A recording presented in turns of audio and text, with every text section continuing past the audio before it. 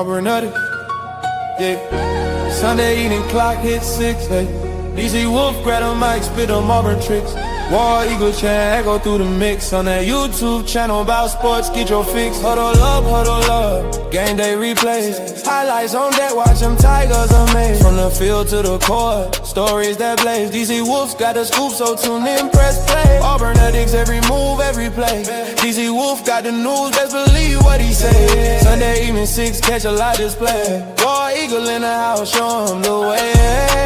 Recaps and stats, breakdown so neat. From the fans in the stands to the players in cleats. Orange and blue, we never face defeat. Sunday night swag can't be beat. Easy Wolf, he the GOAT, no debate. All the big plays, he annotate. All the big plays, he annotate. From line to line, it's Auburn State. Got the interviews, got the insider's view. When it's Sunday at 6, Wolf gon' come through for the fans and the fam. It's a Bama cool. Smashing that subscribe, Wolf's crew grew.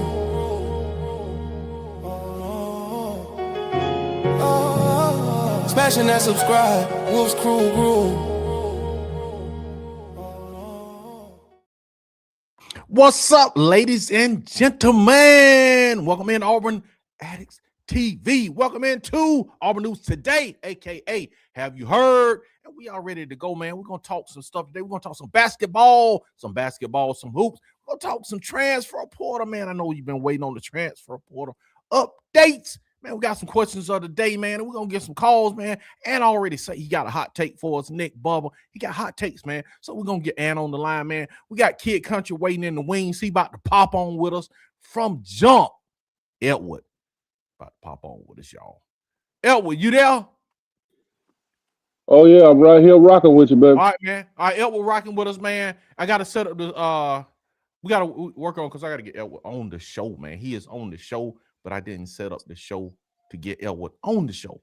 You know what I'm saying? Get Elwood face on. Unless let me get in anywhere I can fit in. It don't matter. If you can go video Elwood, I can pop you right in. It's just that, like this show right here, if you pop in not in video, it ain't gonna show you, if that makes sense. But if you pop in video, I can pop you right in on the screen, brother. That's just I got you. So you just tell me what you want to do. If you want to keep me behind the scenes right now. Okay, all right. We'll do that, man. We'll do that. All right, man. We're gonna get right into it, man. We don't even play with it tonight, man.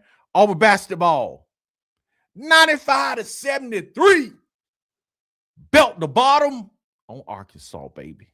Put it to them. Any takes from that game, Nicholas? None. Nick Frazier, water cooler talk, sports. I'm gonna be honest with you. I didn't even see the game.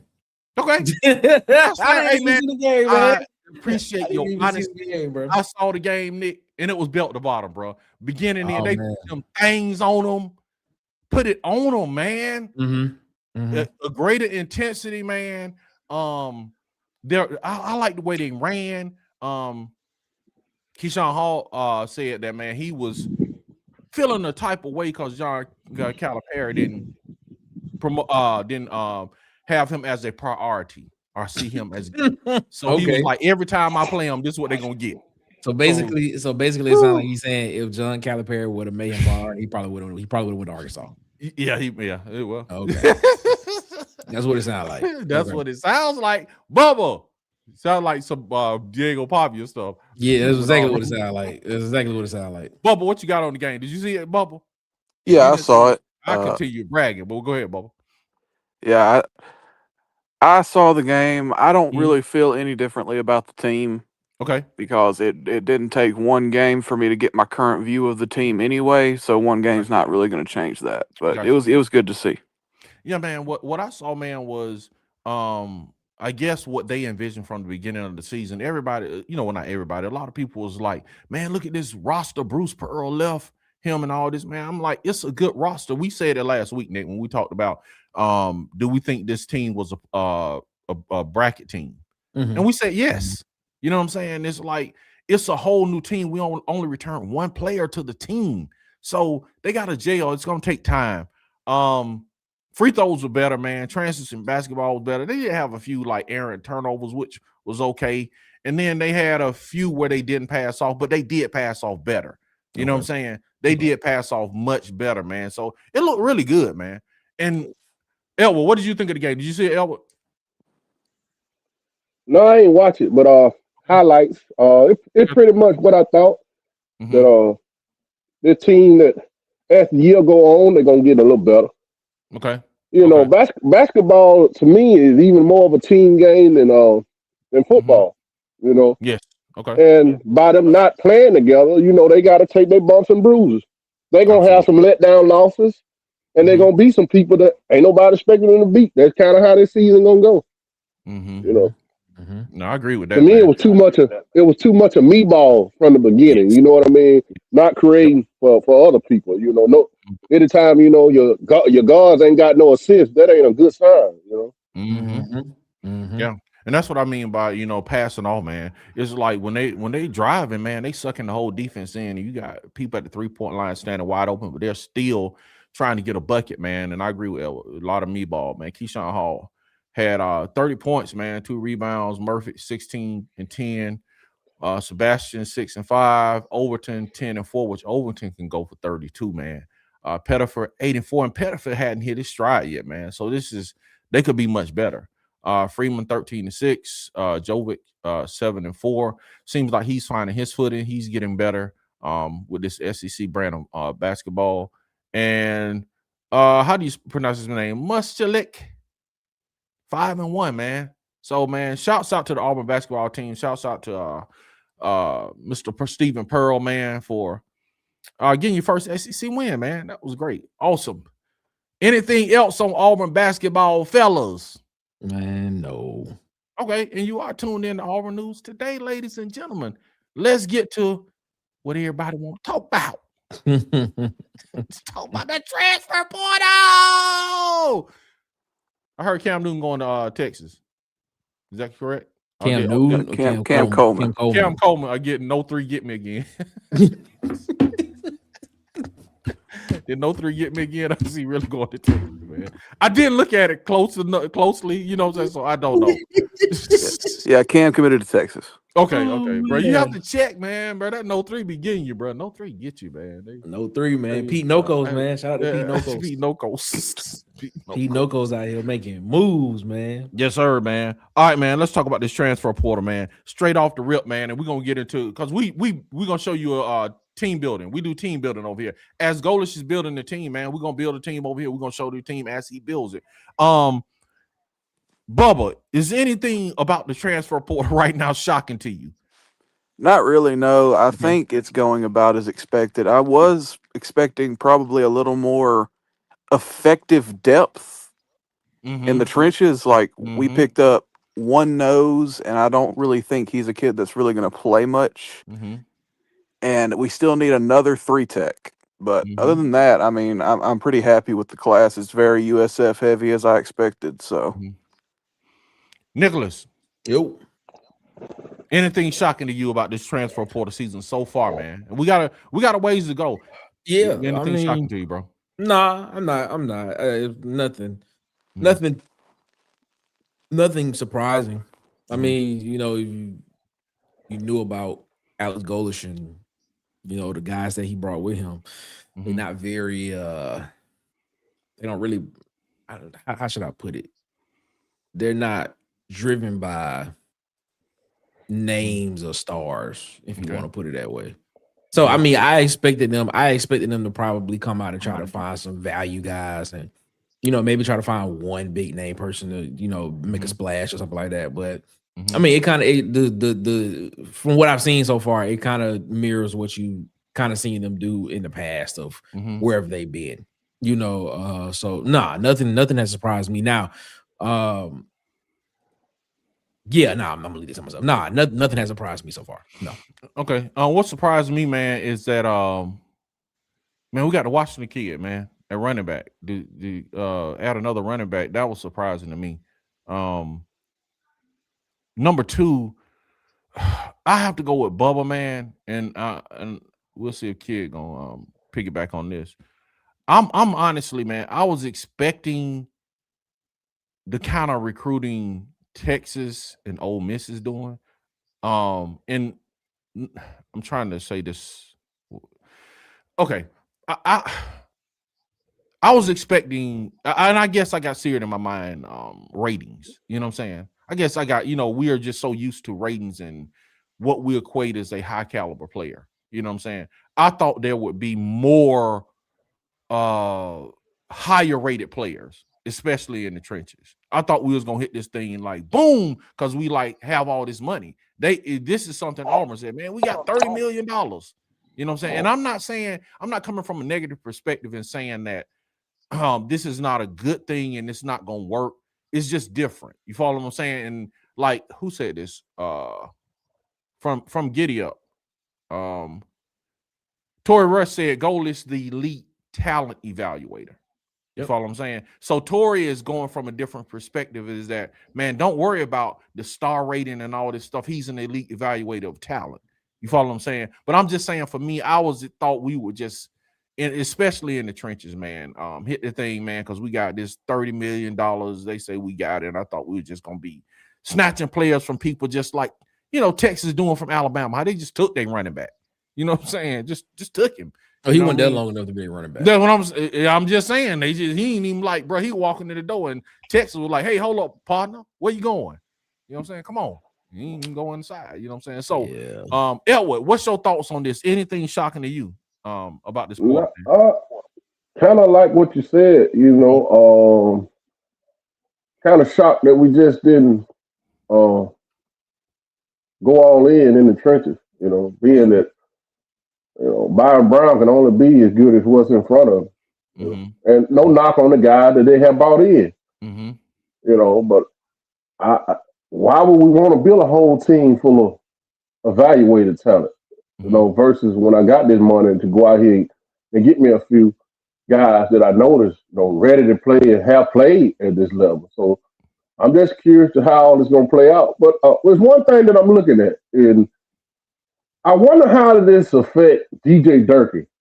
Okay. Because if I'm looking at it from his perspective, this totally different from what he's accustomed to. I don't think he never been in a position to where, he's taken a bunch of, projects in so many words, even from Florida days to, A&M days, the freeze days. You seen in the portal where he identified the guy that he wanted. You know what I mean? Some of those guys were highly rated guys. Some of those guys were lower tier guys. But I wonder how did this match with his concept as far as getting the players that he feel like he needs in his defense. Guys that can make an impact right now versus somebody that might make an impact a year or two from now. Gotcha. I got you, man. Yeah, it's an interesting take. And I like the way you put it, man, because we don't know it's not over yet. It's a long way from being over. Even when the portal closes, man, they can still get players. Well, let me ask you this question. What is a great player? A player that's great on tape? Right. It's like, a player that's great on tape. But to that point, what makes you think that Joseph Simmons is not great on tape? What makes you think that Andre Jordan is not great on tape? Well, Andre Jordan. What makes you think that Nakai Davenport is not great on tape? From what you've seen? Well, Andre Jordan is probably the best player we've added on defense. That's a dude that I think could start. But like Joseph Simmons, number one, he has a bad lower body. He plays too high. He's got bad hand placement. So you're sticking in a guy at right tackle that has played G5 football and hasn't been in a strength and conditioning program to make him a great player. And of the guys we've added on defense, Nate Johnson's done next to nothing as a pass rusher, so we still haven't added a pass rusher. He is a 5 technique. We added a backup nose from App State. So I don't see much impact from the portal. You're getting rotational guys, and you need those guys, but you're really relying on. I disagree with you on the Joseph Simmons take. I think Joseph Simmons is probably going to be a pretty decent addition at the right tackle position. Nate Johnson, before he went to Missouri, they brought in 2 other guys ahead of him in the transfer portal, so he got buried on the depth chart of guys. Before he was there, he was an He had 76 total tackles, 2 forced fumbles, 2 pass deflections, and 10 sacks. So we had another guy that was from App State that came to Auburn and played well. We had another guy from Arkansas State that came to Auburn and played well from the G5 ranks. I mean, Saint Ferrier, the defensive line guy, I don't expect him to come in and be a world beater at the defensive tackle nose position. I think he's there to probably just clog up the A gap on one side. I think that's why you got Cody Sigler at the 3 tech to come in and be that other experienced type 3 tech that you're looking at to come in, because what you lost with Malik Blockton. I mean, I'm sitting there as like, what's a great player? You know, I mean, like I think what we are. And DC, you said it without saying it. Well, no, you said it, but I don't know if people actually understood what you said. Mm-hmm. I think you're just looking at stars, is what it is. I think what it is. I think a lot of people are just looking at the name. If we would have sat here and said, let's see, if we would have sat here and said Jordan Ross, everybody know Jordan Ross was a 4-star, a highly rated 4-star out of Alabama. He went to Tennessee. He didn't play a lot. But if he would have came on the roster, everybody would have been excited about Jordan Ross on the roster. I wouldn't. No, that would have been majority. That would have been a majority of fan base. It would have been like, oh snap, we got Jordan Ross. Jordan Ross, he was a former 4-star guy out of Alabama, and he's on the roster. We expected him to come in and play right now, but he hasn't played. He hasn't done much, but we excited about him. But we got a lot of guys that have actually played a lot of football, that has a lot of reps, that have played, that understand it. But we sit here and we saying, don't know. So I'm just asking the question of just like, what's a great player? Okay, I'm answering. For me, it's more what are the lower level that they're coming from. Not saying that all of those guys can't play. You know, not saying that they can't play. Not saying that they can't play. That's not what I'm saying. But you know, we see this all the time. Not all guys from that lower division bring up to the SEC. Not all of them paying out. Not all of them paying out. So yeah, but a lot of them some do. Some of them do. Some of them do, Nick. But why are we looking at it from the end of? Why are we looking at it from the perspective of? Man, this is not gonna work. I'm looking at, okay, Florida State just lost 2 studs on that defensive line. Mm-hmm. I'm looking at those guys and I saw their production as freshmen. Mm-hmm. I'm wondering to myself why they ain't headed to Auburn on a visit. Mm-hmm. Maybe because Auburn is not. Maybe because they don't want to be at Auburn. No. I understand that. That's not what I'm saying. That's not okay. I'm not saying that. I can't force them to commit to Auburn. I can't force them to even visit Auburn. That's not what I'm saying. But I don't think that we even interested in those type of guys. That's what I'm saying. Okay. Yeah, I think it's a difference between, and I'm gonna hit the chat in a minute. It's a difference between when I think Nick, you were spot on when you just say looking at stars and star ratings, and the example you made with the Tennessee guy, I think you're 100% correct. But this is the question though. When you talk about translating, it's like, would you rather have a Jay Crawford on your team right now, or would you rather have the guy? And this is no slight to him. This is no slight to the guy that they brought up from USF, because he could be better than Jay Crawford. But I'm just saying, just off rip, would you rather have the corner that we just got from USF, or would you rather have Jay Crawford, who you already saw play in SEC play? What corner we got a corner from UCLA. No, I'm saying no. We brought a. You talking about the safety Gaskins? No, the other DB. Oh, you talking about whatever. Yeah, I know you're talking about. Go ahead. Yeah. So just from the naked eye, what the argument is not. We're not saying that those guys can't produce and won't be elite. You feel what I'm saying? It's just a question mark. It's just a question mark because you got to translate. Meaning you've seen Jay Crawford do it on an SEC level. You haven't seen the USF guy do it yet. I'm not saying he can't do it. He has done it. We've seen him rep college. We've seen him with reps in college football. Yeah, but I'm looking at guys. I'm saying it's the same. I'm saying on the level, on this level, just like the guys. What's the difference of the level? They played an SEC team and beat them. Yeah, They that's what played. we're talking about. They We played do. top 25 teams and beat them. Okay, They have played these teams and they have done well against them. They have fared well against them. Why does it have to just be, oh, it's not an SEC guy? It's not an SEC level. It's not that. Like the SEC level. Like, let's not get into this conversation because that can take up the rest of the show. Sure. But the thing is, we acting like the SEC is just on a different level, and we are seeing now with the implementation of other things that's just not all the way true. But I'm not specifically saying the SEC. We're talking about like Power 4 football, and then whether we like it or not, man, it's like the Big Ten and the SEC. When you say those players are playing on that level, you have a better proof of concept. You follow what I'm saying? So it's just like the Virginia Tech guy. Everybody thought he was going to be All-American when he got to Auburn. And we know part of that may have been scheme or whatever. We'll see because he's at Florida State now.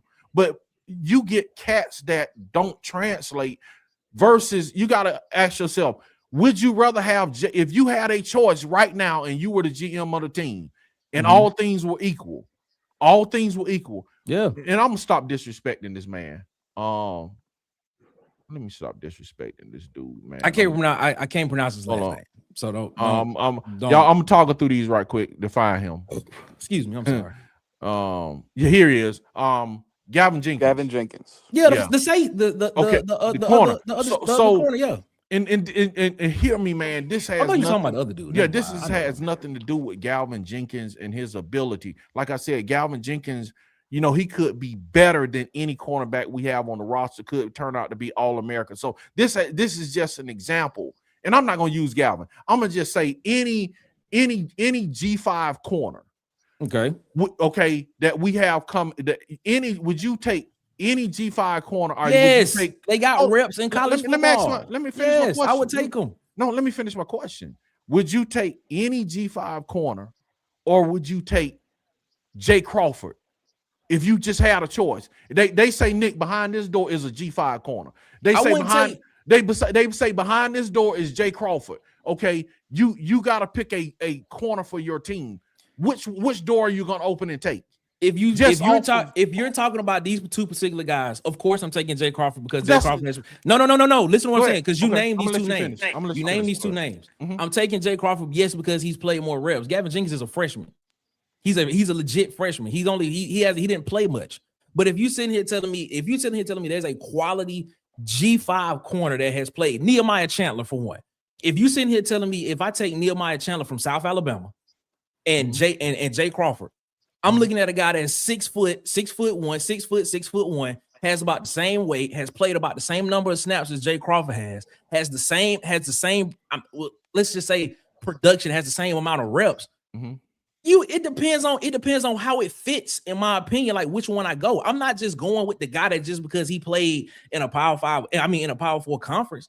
I'm looking at the reps. Like that's it goes back to what what's his name said about Golders being a talent evaluator. I think we just have to stop looking at guys and just saying just because this guy played in the Big 10, SEC, ACC, or Big 12 that they are that much better because the competition is that much better. That's not true. That's not true. Because G5 teams out here beating Power 4 teams all the time. It's just not happening in the playoffs, but in regular season play, it's happening. There are guys who were recruited by Power 4 programs that did not go to Power 4 programs because of something else that happened behind the scenes. It wasn't because of their athletic play. It could have been something dealing with grades. It could have been because this school recruited somebody there before them and they were already full, so they had to go to G5 route. Let's start looking at players. Let's start looking at individual guys, looking at what they've done and seeing how that production at that position could translate. Let's look at the measurables like PFF does, like Todd McShay does, like all these guys do, how they look at these guys and they look and see exactly how these guys perform on the field and how their skill set is. We do it like we do it so easily. We do it so easily by saying, oh, just because they didn't play in the SEC or they haven't played SEC competition. This team played an SEC team last year and got beat. We're not talking about beating the SEC team though. We're talking about. I'm gonna let Bubba. That just doesn't make sense to me, because if you ask me which one I'm taking, I'm looking at the production and I'm saying, all right, okay, which one you taking? I'm taking the one that has the reps and which one fits. Okay, I'm not just taking a guy just because he played at Auburn. No, we're not in talking the Power about a 5 conference. We're talking about looking at production and saying it's no different than somebody being in the NFL and you got a proven corner that you've seen play versus drafting somebody that you have not seen play. And but you got to seen him play. What I'm saying is you got you can watch tape on a guy all the time. What I'm saying is still a piece of, you are hoping it translates. How versus are you you hoping it translates when you see you are tape? hoping it translates? You see what I'm saying? The NFL is littered with a bunch of 3 stars. A lot of highly rated 4-star and 5-star guys don't pan out in the NFL. Yeah, but that's true. But I know what I'm saying. Puka Nacua was not a highly rated 4-star guy. He was a top 10 receiver coming out of high school. But he wasn't a highly rated 4-star guy. Yeah, but he was a top 10 receiver in his recruiting class. But he didn't play in the SEC. He didn't play in the SEC or Power 4. We're not talking about conference. But that's what you said. What I'm saying. You literally said, well, it's a difference between this moving up from this level to that level. It is. I'm just saying it's not. So what I'm saying, I'm specifically, and I agree with you on that. What I'm saying is, and I'm gonna say 2 things, and I'm gonna let Bubba and Kid talk. Is when you have a player that what I don't get is when you have a player that I've seen Amaris Williams play, right? I've seen him play on an SEC level week to week. When you talk about when you talk about a G5 player coming up, bro, it is a piece of translation that has to happen, and you hope he's going to give you the same production that an Amaris Williams gave you. You know, and then in the NFL, I'm gonna say this, and let my other guys talk. In the NFL, when people say like, yeah, it's more 3-5 stars, you know, that are producing in the NFL, it's because there's more 3 stars. Think about it's a bigger pool of 3 stars than 5 stars. Okay. So just by virtue of the number, you're gonna get more 3 stars that produce. If you really like, think about, if that's how you want to frame it, that's perfectly fine. That's perfectly fine if how you want to frame it. A lot of those guys don't pan out. Let's just be real. I'm just saying, my point is that yes, you're gonna have a lot of 3 stars. Out. It's more 3 stars than 5 stars. But Bubba, go ahead. And I'm going to the chat after King Kid come in. Go ahead, Bubba. Yeah. All I want to say is, like, I really don't give a damn about the stars because the power rankings are irrelevant. I agree. It's more about the fact that I've seen Fred Gaskin play. Mm-hmm. I know he can play at this level. Okay. I've seen. Hold up, just a second. Did I not just say that? Why he taking a second? Did I not just say that? Yes, but this is the point, Nick. This is the point. I've seen Bryson Washington play. I know the kid can play. The majority of the class, Siegler, I know he can play at this level. Not at the same level he played at Arkansas State, but I know he can play. As far as the Joseph Simmons kid, I saw his game against Oregon. It was bad. Couldn't stay off the ground. Was constantly getting overpowered. Same thing happened against Louisville. So all I'm saying is when I watch Joseph Simmons, I don't think he's a quality SEC tackle. When I watch the kid from App State, Missouri, he's fine. He's a rotational 5 technique. He's not a pass rusher. That's just the way I feel about it. But he was a highly rated. He was a 4-star though. He was a 4-star coming out of high school. So I mean, I don't care. I don't care. No. I understand where you coming from. I'm not. This is not directed at you because me and you kind of on the same page when we talk about looking at guys and how they actually play. But for everybody that's talking about star ratings and talking about how guys look as stars, and I'm not talking about DC and I'm not talking about Edward, but I'm talking about a lot of people that I hear talking about the reason why they feel this way is because there's not a lot of named guys that were highly rated guys coming out of high school. Is what I'm saying. You didn't say that, DC. You didn't say that, Edward. I did not hear you say that. But you are kind of alluding to it, is what I'm saying. Nick, I'm agreeing with with looking at stars and star ratings. I'm agreeing with you totally. I'm agreeing with you 100% when you say just how we look at players as far as the star rating. That's not what I'm talking about at all. What I'm talking about is I would rather have a corner who's done it at Auburn or Georgia rather than a corner who has done it at USF, because it still is going. Hold up. And I'm telling you, it's gonna, even, I'm not saying he can't play. I'm just saying off the hoof what I would rather have, because I've seen the dude do it at this level. It's Okay, like, so it's still gonna question. be for all. It's still, I'm not, and trust me, I'm not saying the dude can't play and he's not going to translate. It's still going to be a question mark on whether he can translate. So that's do you all have? I'm saying. So let me ask you this question. I'm asking you a two-part question. Would you rather have Jackson Arnold or Byron Brown, and do you have a question about Byron Brown? Well, you got to look at this. I've seen Jackson Arnold play, so I've seen Byron Brown play. And yeah, but what I've seen Jackson Arnold do at Auburn, I would take a lot of quarterbacks over him. You feel what I'm saying? Give me another comp.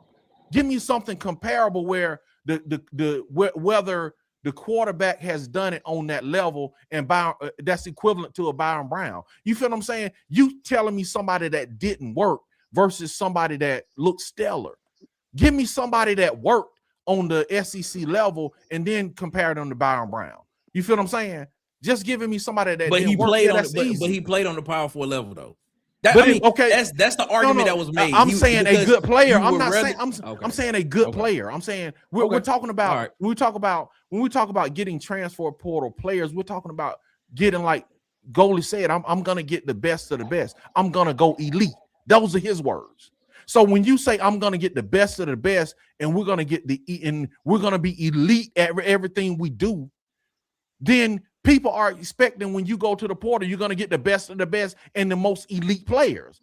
I give you a better comparison. I give you a better comparison. Would you rather have Taylor Green or Byron Brown? And if that's the case, do you trust Byron Brown on this level? Would I rather have Taylon Green or Byron Brown? Yeah, which one? Bro, that's close, man. I might have to say Taylon Green, because I've seen Taylon Green do it week to week in the SEC. Okay. All right. No, I'm just saying, but again, we haven't seen Byron Brown still has to translate. You see what I'm saying? 3,000 yards and a 3,000 yards and 1,000 yard rushing, it would not translate. Like, Byron Brown said to himself, he said, "Man, I did that in the ACC." He was like, "Man, I'm going to the SEC." He realizes it's a step up in competition week to week. If you see Byron Brown and USF against, you say they beat Florida, but if you look at that team against Miami, bro, it didn't translate against Miami. Bro, his numbers were comparable. He threw for Miami. He threw for over 200 yards. He had an interception and touchdown. I'm glad you said that, DC. Come on, man. I watched your game, and I'm glad you said that, DC, because this is where I wanted to go with this. Let's be real. Byron Brown had a decent game against Miami. Okay. He had a decent game against Miami. I can't put it on him because we see what Miami defensive line doing to the best of the best. And I'm speaking of the whole team. But when I watched that game, I was looking for a certain thing in specific outside of Byron Brown. Mm-hmm. Here's the problem that I have. Those receivers that you brought in, not one of them could get separation outside of Chaz Nimrod. Mm-hmm. That played in the SEC at Tennessee. Watch the game. I mean, Singleton, no separation. The only guy that could create separation against elite competition was Chaz Nimrod. Okay, but to me, it ain't about the stars, bro. I want to take that conversation out. That is not what I was referring to. What I'm referring to is like you say, production. Because we want to use this word production. Everybody use the word production. Okay, if I'm in dire need of a defensive tackle, and I have seen this defensive tackle be very productive at Power 4 school, or it can even be a lower level school. I don't think we got the best players from the lower level, not necessarily just the SEC. This is what I'm saying. It's not about the stars. I just got an invite. I'm supposed to be right now sitting at a going away party for a 3-star player, Christian Moore that I talked about 3 years on the call in show. And you know how I feel about that kid? He's a 3-star player. Not offered by Auburn, not offered by Alabama, got an offer from Oklahoma. Oh, he was committed to North Alabama. Mm-hmm. None of the big dogs want him. But I'm going to tell you something. You cannot find me 5 football players in the state of Alabama that's better than Christian Moore. I believe that with my whole heart. So I agree with you, Nick. It's not all the time about the stars, because when you turn the NFL on Sundays, you hear a guy coming from school that you never even heard of. I do. I'm like, damn, Lower Abilene Christian, or man. I mean, you hear this all the time. So I agree with that. Mm-hmm. What I was referring to is, man, okay, you know, about the James Madison tackle, whether he good or not. Hell, I needed a tackle, so I'm happy with it. That's just the mood I'm in. But when you had a starting tackle over here at LSU, you had starting tackles at Tennessee, you know what I mean? Like you say, you can't force these guys to commit. I was just more curious to why we didn't go after those type of players, you know? So that's all I was saying. I'm not saying that, man, there's a lot of guys from lower division that play and can play, you know? Mm-hmm. I believe that. Mm-hmm. But do I want to try to construct my whole damn team with guys like that? No, I don't. Not if I'm sitting there saying I got 30 million and I'm saying that I want to be elite in everything that I do. Well, it's going to take some elite players at some point, though. Yeah, and I agree. Nick, you got the point is well made. I agree. We all agree with the star thing. It's not about. Yeah, stars. you're right. It's not about stars at all, man. I'm just what I'm just referencing to, man, is when you got a guy, even though you've seen him play like the Virginia Tech guy, man, I was like, this is a can't miss. Honestly, when I saw him on film, I was like, this is a can't miss, man. We got the best tackle in the portal. But I did say, man, can he translate? You feel what I'm saying? So it's always a question of translation. Even if you have a 3-star guy, or if you have a highly rated star that is not picked up, and he goes to just say if this highly rated guy goes to Alabama State for whatever reason, he can't get in grade wise. If he go to Alabama State, if he then goes to a Georgia, the level of offensive tackle he has to go against every week, he still has to. It's gonna be an adjustment. That's what I'm saying. It's like you still have to account for the adjustment that's going to happen in level of competition. So, okay, so to that point, do you have a question for a guy that translates out the SEC to, I don't know, the Big 12 or the ACC there? What do you mean? What do you mean? You said that you have the question mark about when a guy transfers to another school from another conference. Mm-hmm. So if a guy transfers from a school that's associated with the SEC, do you have that same question mark if that guy transfers to an ACC school or a Big 12 school or a Big 10 school?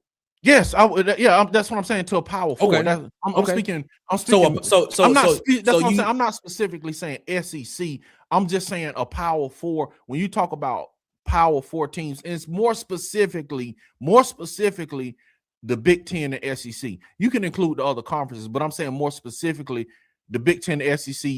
There's more elite competition in those two conferences. You follow what I'm saying? The level of athlete is so different. Right. It's more competition, man. So it's like if you get a Caleb Downs that's done it at Ohio State and Alabama, dude, I'm not questioning. Am I taking a Caleb Downs who I've seen play in both Power 4 conferences? And this is no slight against Gaskins, because he could be better than both. But what I'm saying is still Gaskins we haven't seen him translate to this level of competition yet against a Big 10 or SEC squad, our teams week to week. We haven't seen that translation, and I'm not saying he can't. So Fred, Gaskins, please don't see me on the street, man. But I'm just saying, I'm not saying he can't. I'm saying he can be better. But what I'm saying is we've seen without a shadow of a doubt that Caleb Downs has done it. It's no question. But if you get someone from a G5, I'm not saying he can't, but I'm just saying it's a question. So it's the question for some people is why get a question when you can get somebody you've seen already done it on this level? But you've seen them. Okay. All right. That's Okay. cool. Okay. You're right. And I'll say this, Nick. For me, even if I get a guy with talent, even if I get what we say the elite guy, I'm still gonna have a question mark, Nick. I'm still gonna have the question mark. Okay. Because just say this. We see this all the time too. It could be a guy that was pretty good somewhere. And he can go somewhere else and fall off. So it worked both ways. It might be a different scheme fit. It might be a good system fit. And guess what? Sometimes the pieces around you make you look actually better than what you really are. That's a good point. That's a good point. So if I'm this linebacker from Ole Miss or LSU, but I'm one of the top linebackers, but guess what? I had some of the top defensive linemen in front of me that kept me clean, that make me look good. So now I go over here and I'm playing behind a lesser defensive line. It's possible that I could take a step back. So that question to me, it should be all around the board because ain't nothing for sure in life. That makes sense. You see NFL players that look decent on one team. How many quarterbacks you seen they look decent? But you get traded over here, and like, dang, man, they don't even look like the same guy. So I think that question mark, for me, I got a question mark about everybody. Until not just the lower guy. You see it, man? I had question marks about Jackson Arnold. You know? I said in the summer, talking to my cousin, I don't think he the guy. That's just me. That's before he took L snap at Auburn. I didn't think he was the guy. That was when I was in Las Vegas back. He had to commit to Auburn around December 15th, 16th, 14th. I remember being in Las Vegas, Nevada, and I told my cousin when he called me brag, I said, man, I don't like it. I don't think he the guy. I don't like it. I don't like it. Oh, that's good. That's good. All right, man. Let me catch up to the comments. I ain't even hit the comments yet. But what's up, man? At this side of man, what's up, man? He said he got a hot take. We're gonna let Andy in a few minutes, man. Tori, we always talk to Tori. TJ, what's up, man? What's going on with you? The Huggy Beard himself, the Rooster Mac. What's going on, Wade Lewis? Hey, tell Miss Lewis we said, hey, Wade, tell her Auburn Addicts said hi and the Water Cooler Talk Sports said hi since she subscribed. I don't know if she subscribed to Bubba. Tell her to subscribe to Bubba. Jesus, man. Indigestion. Ooh, Mike McKinney. What's up, Mike McKinney? Don't talk about that, Nick. Auburn Dad for life. Hey, you knockout punch. Have you ever this first time? Hey, you knockout punch? Not his first time. He been here for a while. Okay. Hey, I'm sorry. Hey, you knockout punch, man. I'm sorry. Hey, Auburn Dad for life. And Mob Ties in the house. Maine. Maine. We gave you another name, man. Yeah, Maine. Maine. That's all you should say on High Road Projects. Maine. Mike McKinney, CJ de jour, Alex Extreme. Still eating hog, and Bama lost to Texas. Then last running back in Cam to Texas. Yeah, we just talk about that. They just taking Bama. What's up, Courtney Miller? What's going on? Folk in the house today, man. Here you go. Hey, Miss CJ. What's up, Latoya Billings Lee? Latoya. What's up, Latoya? What's up? How you feel about Latoya? How you feel about your these folk leaving out of Alabama, man? Tyke was crying in the chat today, man. That Tyke Alabama Bearcats Tyke was like, man, the whole team leaving. It seems like it, man. Porter is rough, man. Let's see. We just doing Auburn family stuff, man. In here, call me Coach G. What's up, Coach G? D-Lel. We need to dip into the JUCO and get some quality players in the trenches. Hadn't heard much about the JUCO route this year. Man, I ain't heard much about JUCO in about 4 years. Man, who you telling, bro? Yeah, That's we the used to first be- time, man. Man, those programs are starving right now. Man, who you telling? I remember when it was they would always be like, yeah, man, we got to go to JUCO route. We got to go find, Yeah, Mississippi man. Gulf Coast. They go to Mississippi Gulf Yeah. Coast, see what's going on, man. Bro, Auburn Man, used to lean on that JUCO, bro. Man, Gus I ain't used heard to of. lean on JUCO, man. I ain't heard tackle JUCO. I ain't heard JUCO DB, JUCO quarterback in forever, Nothing. bro. I think DJ Irons was the last good quarterback to come out of JUCO Say it again. Who? when he went to Akron. Him and Diego. Who was the Wow. other one? Who you said? DJ Irons went to Akron. Wow. Man, he was balling. That's Yeah, a long- yeah. What is it, like 3 years ago? Yeah, about 3 years ago. Well, he played against Harson's first team. That was the first game. He was a backup in 22. that game. That makes sense. Yeah. Yeah, man. I hadn't heard G. That's good stuff, man. Ed Darby, he said, how Texas Ole Miss are winning. Yeah, it ain't cause they just winning. They got money too, bro. You think, you know what I'm saying? They gotta get paid too. You know I what I'm want to saying? pose pose a question to the chat real quick. Mhm. And Quick. we can talk about it later, but DC he gonna keep going through this. But I want people to think about this. Do y'all think Cam Coleman made the right decision by going to Texas? Ooh. I don't think he could have made a wrong decision. That man's a locked-in top 10 pick next year. No, I get what you're saying, but I'm just saying. I think it was a good decision. Yeah, I think it was a good bad decision. Whether he went to Texas or Bama, I think Texas and Bama was the two best options for him. I'm gonna say I think Texas was the better option if you look at, because Texas has a quarterback. You know what I'm saying? Texas has a quarterback. Texas has a coach that's gonna Arch. What I'm saying is they have a better quarterback than Alabama.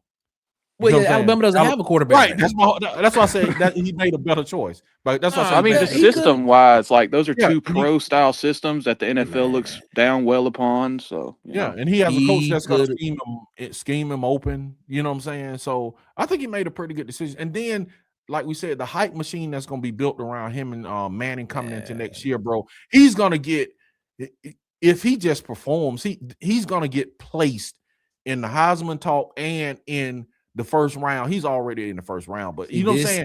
With the hype he's gonna get being with Manning, bro, it's gonna be insane next year. Like I said, it's gonna be unbearable, man. Here's the thing though. I just want to tell y'all this. Arch Manning's not that good though. Yeah, I mean, well, like, he doesn't have to be that good. He got Ryan Wingo and Cam Coleman, and but here's the thing though. behemoths. If y'all watch Texas games this year, right? Every time Arch Manning, like majority of his passes that were thrown down the field, like past 10, 15 yards, were incompletions. All of his passes were behind the line of scrimmage or less than 5 yards. That where they caught it and they made something happen. When have we what have we been? What have Auburn fans? I'm not gonna say publicly because I had a feeling that I just had a feeling that people didn't want to say it publicly. But what was the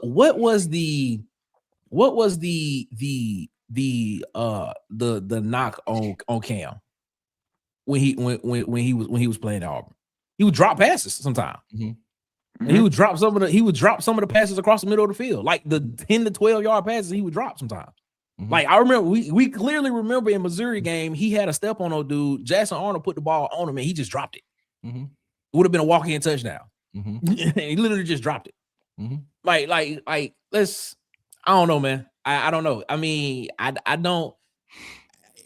If you look at Arch Manning and you look at Byron Brown and you ask me that question, I'm probably taking Byron Brown.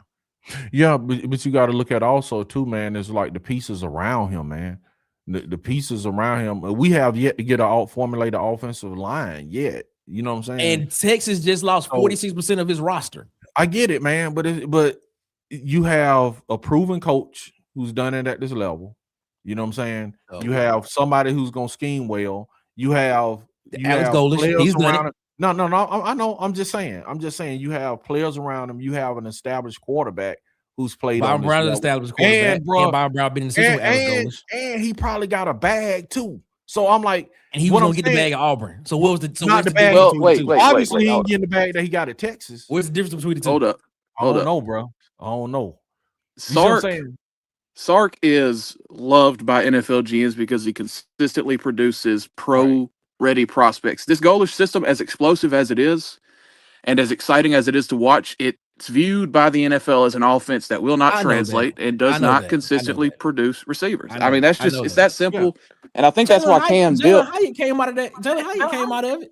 and he Playing did for the nothing. Giants right now. He did nothing. He doesn't even Well, have 200 yards since he's gotten to the league. well, the Giants haven't had a stable situation at the quarterback position, just like Auburn. Name a receiver that this wide split systems put out that was successful at the NFL level. I mean, I can name you however many dead careers that came out. Jalen Hyatt got drafted high out of that. He got system. drafted. Yeah. He got drafted. Jalen Hyatt is but the fact out of the the matter is league. they haven't had a quarterback. He hasn't had a quarterback that's been consistently throwing him the football. But still, there's not a single one. You're telling me this system's been around for what, 8 or 9 years, and not a single successful NFL career has come out of it? Well, you got okay. If you want to have that conversation, let's have that conversation then. Let's briefly have that conversation. They had to start hiring college coordinators to come in and implement that system implement that sort of a system in the NFL. Todd Monken, but it can't survive in the NFL because the hash marks. I agree with you. Yeah, because the hash marks are so close. I'm agreeing with you. But you even look at Carolina right now. You even look at what Bryce Young and then what they had to do what they're doing at Carolina. That's not a pro style offense. It's not. And they just made the wild card playoff. It was and literally the defense was the reason why they didn't win the game.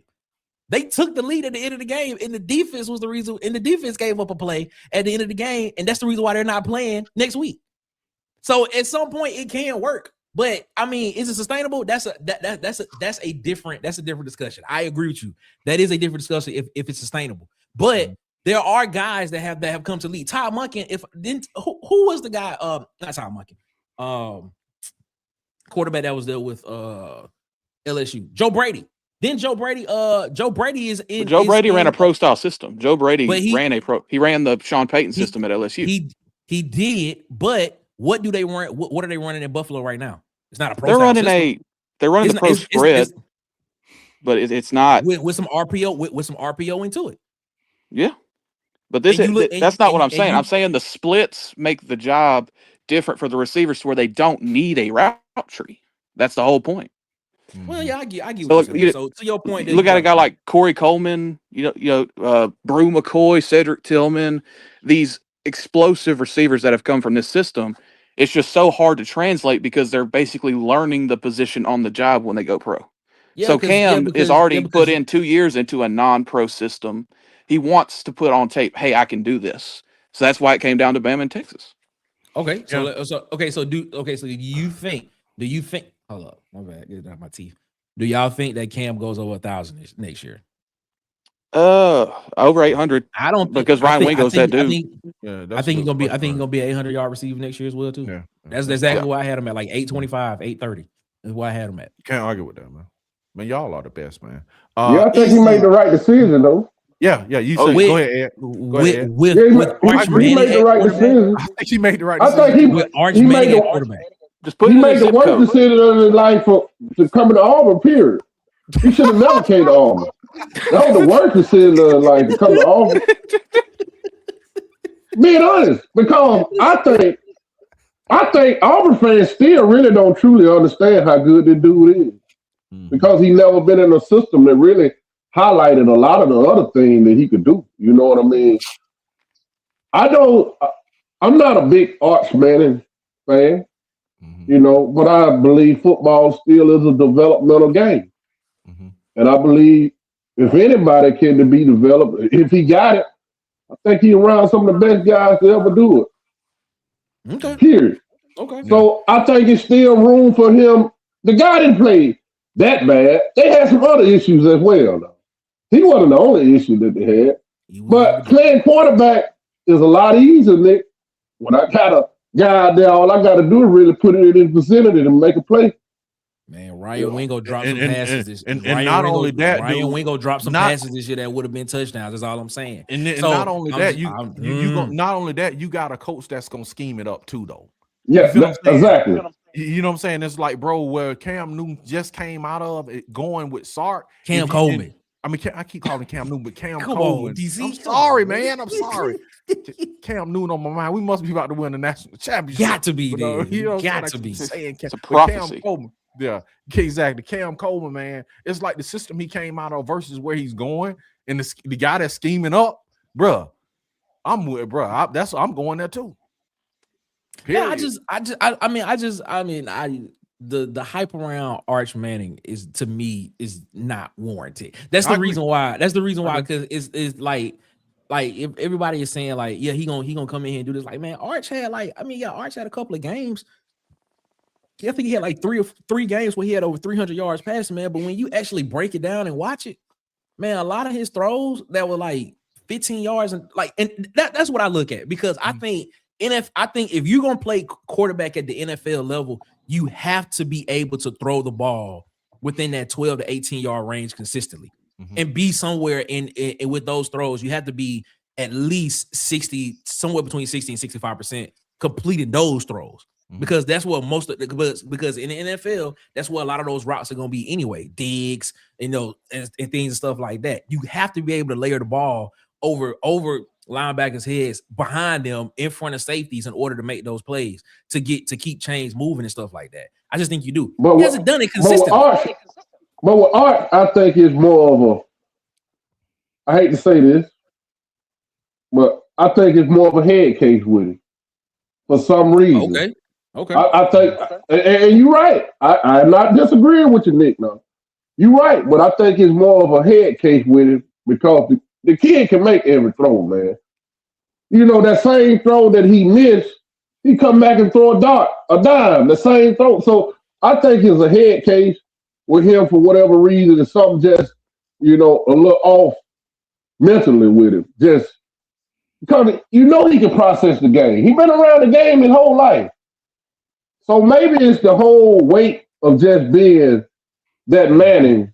Maybe it take him a while to be able to live up to that. You know what I mean? Because everybody expected, that's Manning. We expected him to be, perfect.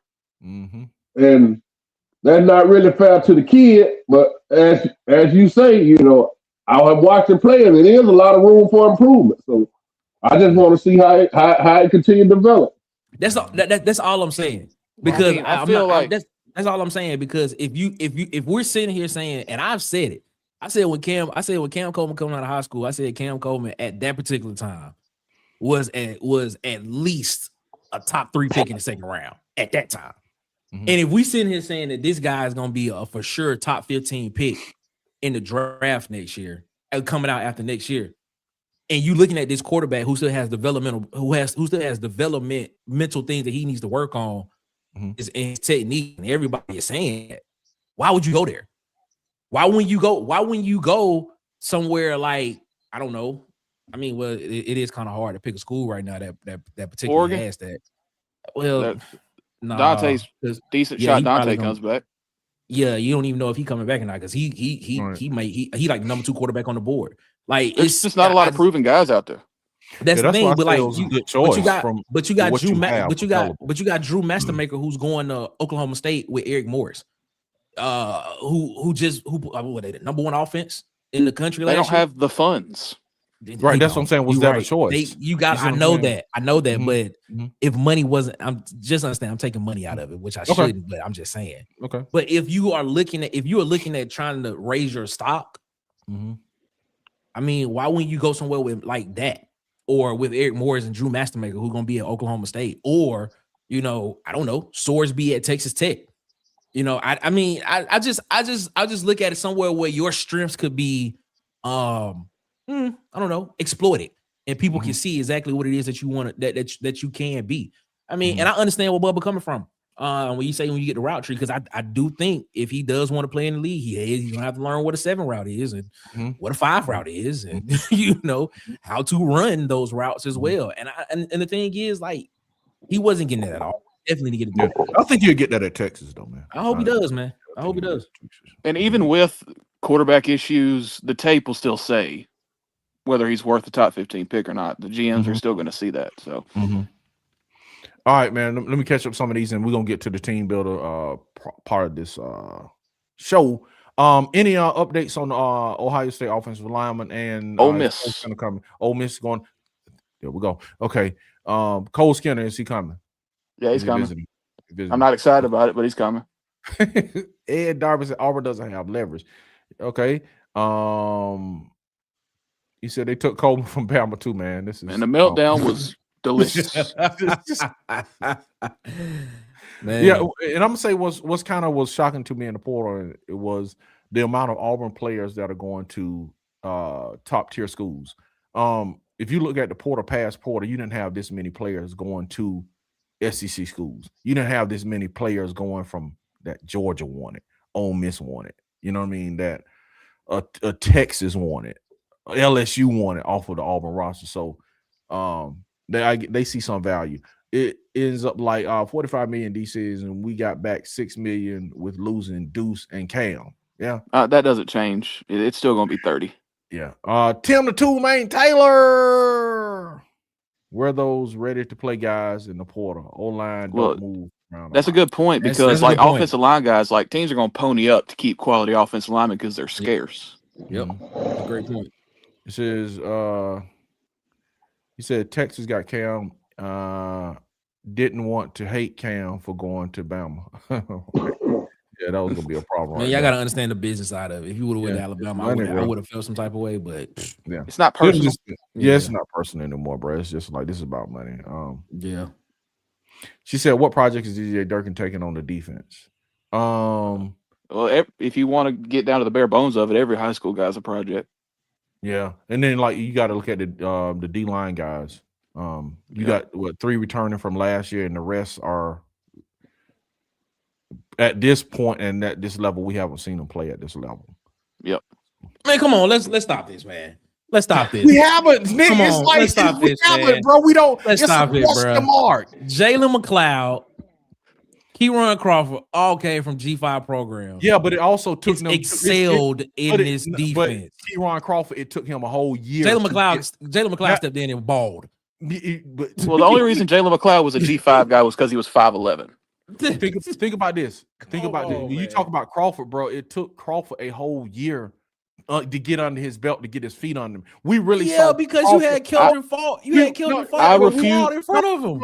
I refuse to disrespect. I refuse to disrespect Keyron Crawford and Jalen McLeod by putting them in the same air as what's his name, Nate Johnson.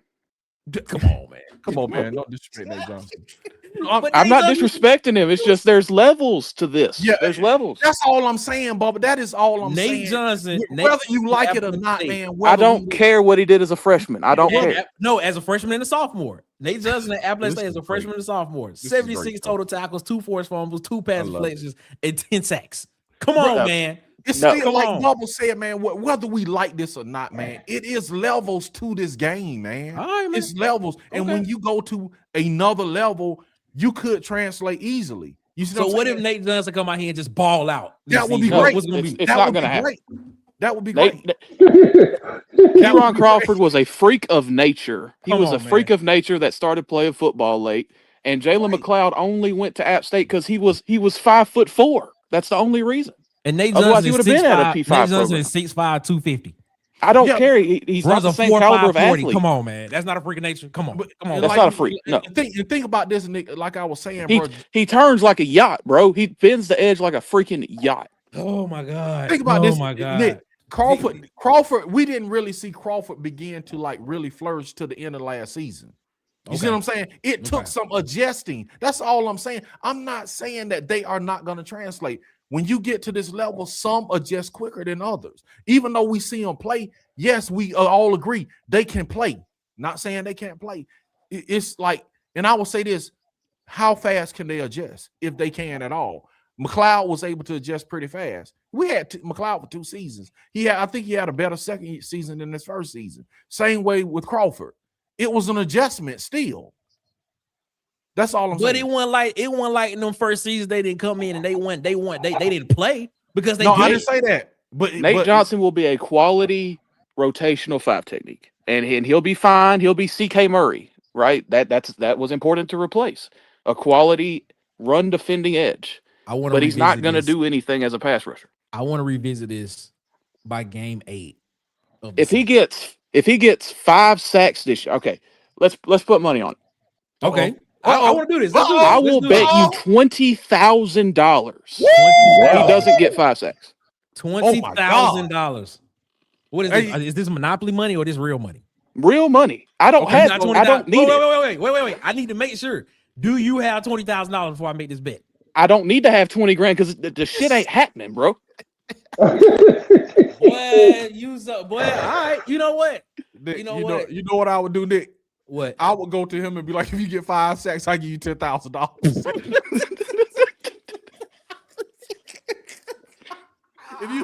If you get 5 sacks, I would give you $10,000, bro. This is good. I got $47 in my bank account. No, Bubba. All right, man, let's bet $47 then. Bet $47. You know what? Let's bet. No, don't bet 47. Let's bet $22.50. $22.50. Why you gonna make me feel broke? Because I wasn't trying to take the full 47. Man. I'll take out a mortgage on somebody else's house if I have to. Bubba, how you gonna do that, bro? How you gonna take out a mortgage on somebody else's house? What you doing? You gonna take out a mortgage on the old man somebody else's house. You gonna take a mortgage on the old man house, man. Come on, man. Come on. Bro, I can't, I'll ruin my credit for this. Y'all got my side hurt, bro. It's at 47. I was like, all right, let's bet this. You know what it is. All right, let's do it. All right, man. We got to get to the roster. Okay. Auburn, he said hearing good things about the O-line guy from OSU, man. Supposed to make a decision Monday. Us and Ole Miss, bro. If he go to Ole Miss, I know something. We all thought Chapler was going to be good last year. He was number 1 O-line in the portal, and he was trash. That's what I'm saying. So, yeah, he said that's why he's sitting back. That's what I'm saying. It is that piece of translation that you just don't know. What are specific names of these high talent guys that's better than what we got so far? I've seen us talking about hypothetical superstars, but who are they? We talking about. He said Tim Two Man says what are the specific names of these high talent guys that are better than the ones we got so far? That's a good question. That is a great question. I want to know that answer too, because are those guys actually looking at Auburn? Is my question. That's the thing. I'm just saying from my perspective is what we were talking about. What is shocking and what we expected.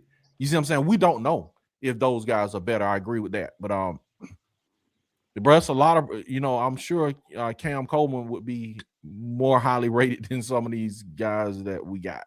And even the guys that we lost were more highly rated and productive. Jay Crawford is a starting corner in the SEC. So Malik Blockton, productive 3-tech. You know what I'm saying? So those are some people we, exchanged for the guys we got. And it could be for various reasons. We don't know, but I hope that answered the question, man. So are we saying these highly paid coaches can't evaluate talent? Some of them can't. Not what I'm saying. I'm just saying. I say some of them can't. Yeah. Well, I thought he meant our roster. Oh, our roster. Oh, my bad. No, I think our roster. I think I got. Yeah. Even think about this, man. The great Bobby Bowden, Hall of Fame coach Bobby Bowden, national championship winning Bobby Bowden. He said, man, in a part of his tenure, he started leaning on the star rankings and those ranking systems rather than over his own evaluation. He was like, that's how it was a decline in Florida State football.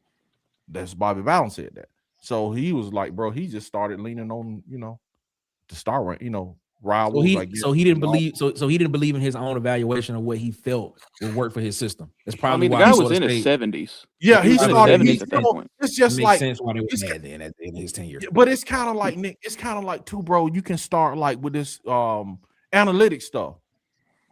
Something new come out and you just start leaning on like analytics instead of like your own what you seeing on the field, like going for it on fourth on your own 30. Like what will make a coach do that? That makes $1 million, $5-10 million, and they do it every Saturday, leaning on the analytics book.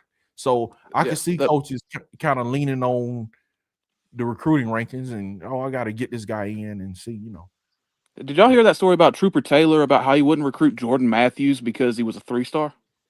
No, I do remember hearing that. Wow, that's insane, bro. So I do remember hearing that. Yeah, that's leaning on star rankings. That I think that these things are tools, like specifically analytics. I don't think coaches should really care about I star agree. rankings or anything like that. I But as agree, far as bro. like analytics, it's a tool. It's meant to be Right. used as a Yes. tool. You cannot Exactly. run your operation Yep. on analytics.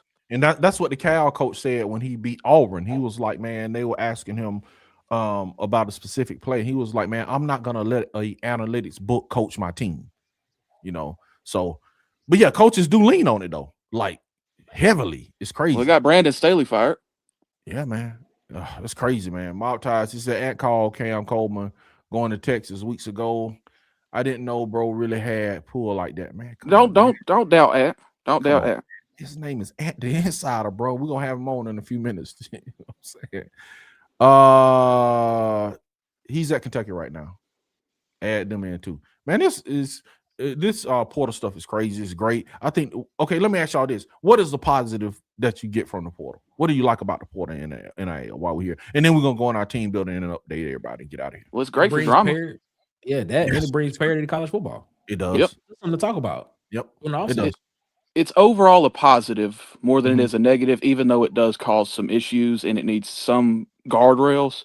I think overall it's overall a positive because it's like, you know how NBA got free agency and how the NBA season really never ends. It feels that way in college football, and that's good for the sport.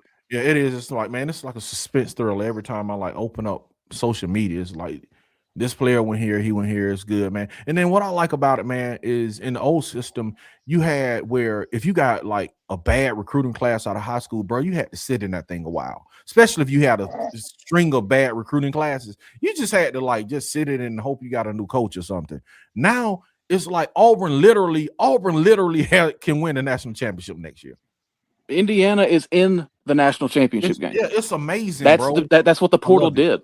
I love it, man. I that part I love. I hate to see our players going, but I would trade that to be able every year to reset and then have a good season the next year versus the status quo. So it's a give and take. I like that part about it. Legit AU fan. What's up, Lee? I believe we're gonna have some guys seemingly come out of nowhere and become stars.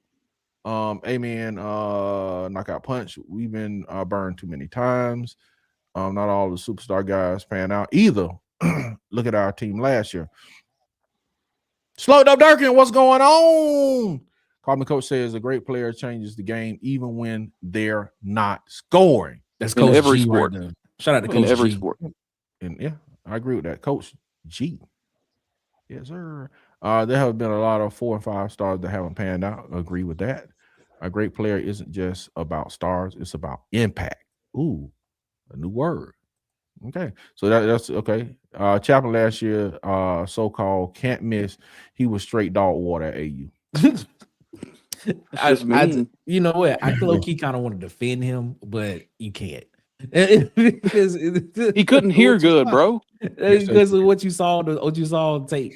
And then, man, I'm gonna be honest with you. I'm gonna be honest with you. Everybody on the offensive side of the ball get a reprieve from me, man. I can't, you know what I'm saying? Everybody on offense get a reprieve from me, bro. Well, everybody get a reset. I'll say Chaplin looked a lot better at the end of the year. Yeah, he did, man. Think about it. He did. He really did. So I give, and you got. Let's see how he looks with Gus, man. Work ethic, shows up early, stays late, and never cuts corners. Man, that's it. We got to put those quotes on T-shirts. We got to get T-shirts with those quotes on. Okay. Are we saying that we are better talent evaluators than Golish? No, I don't even think Golish expects Nate Johnson or the Farrier kid to be big time impact players, but they're key rotational guys. That's what I think he expects. I don't think he's picking these cats up thinking they're going to be all SEC guys. Oh, I'm not saying that. I'm not saying they'll be all SEC, but I'm saying they can come in and give and be productive. Yeah, that's what I'm saying.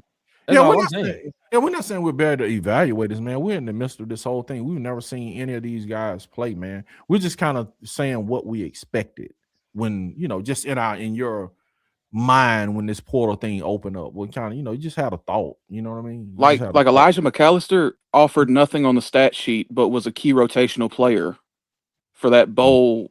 That team that went to a bowl game in Freeze's first year. He was a linchpin of that defense. I bet people don't even remember Elijah McAllister. Transfer. They should. That man's going to be like a politician or something. That dude's like super genius allegedly or something. Yeah, very, very clean cut guy. Very, very clean cut guy.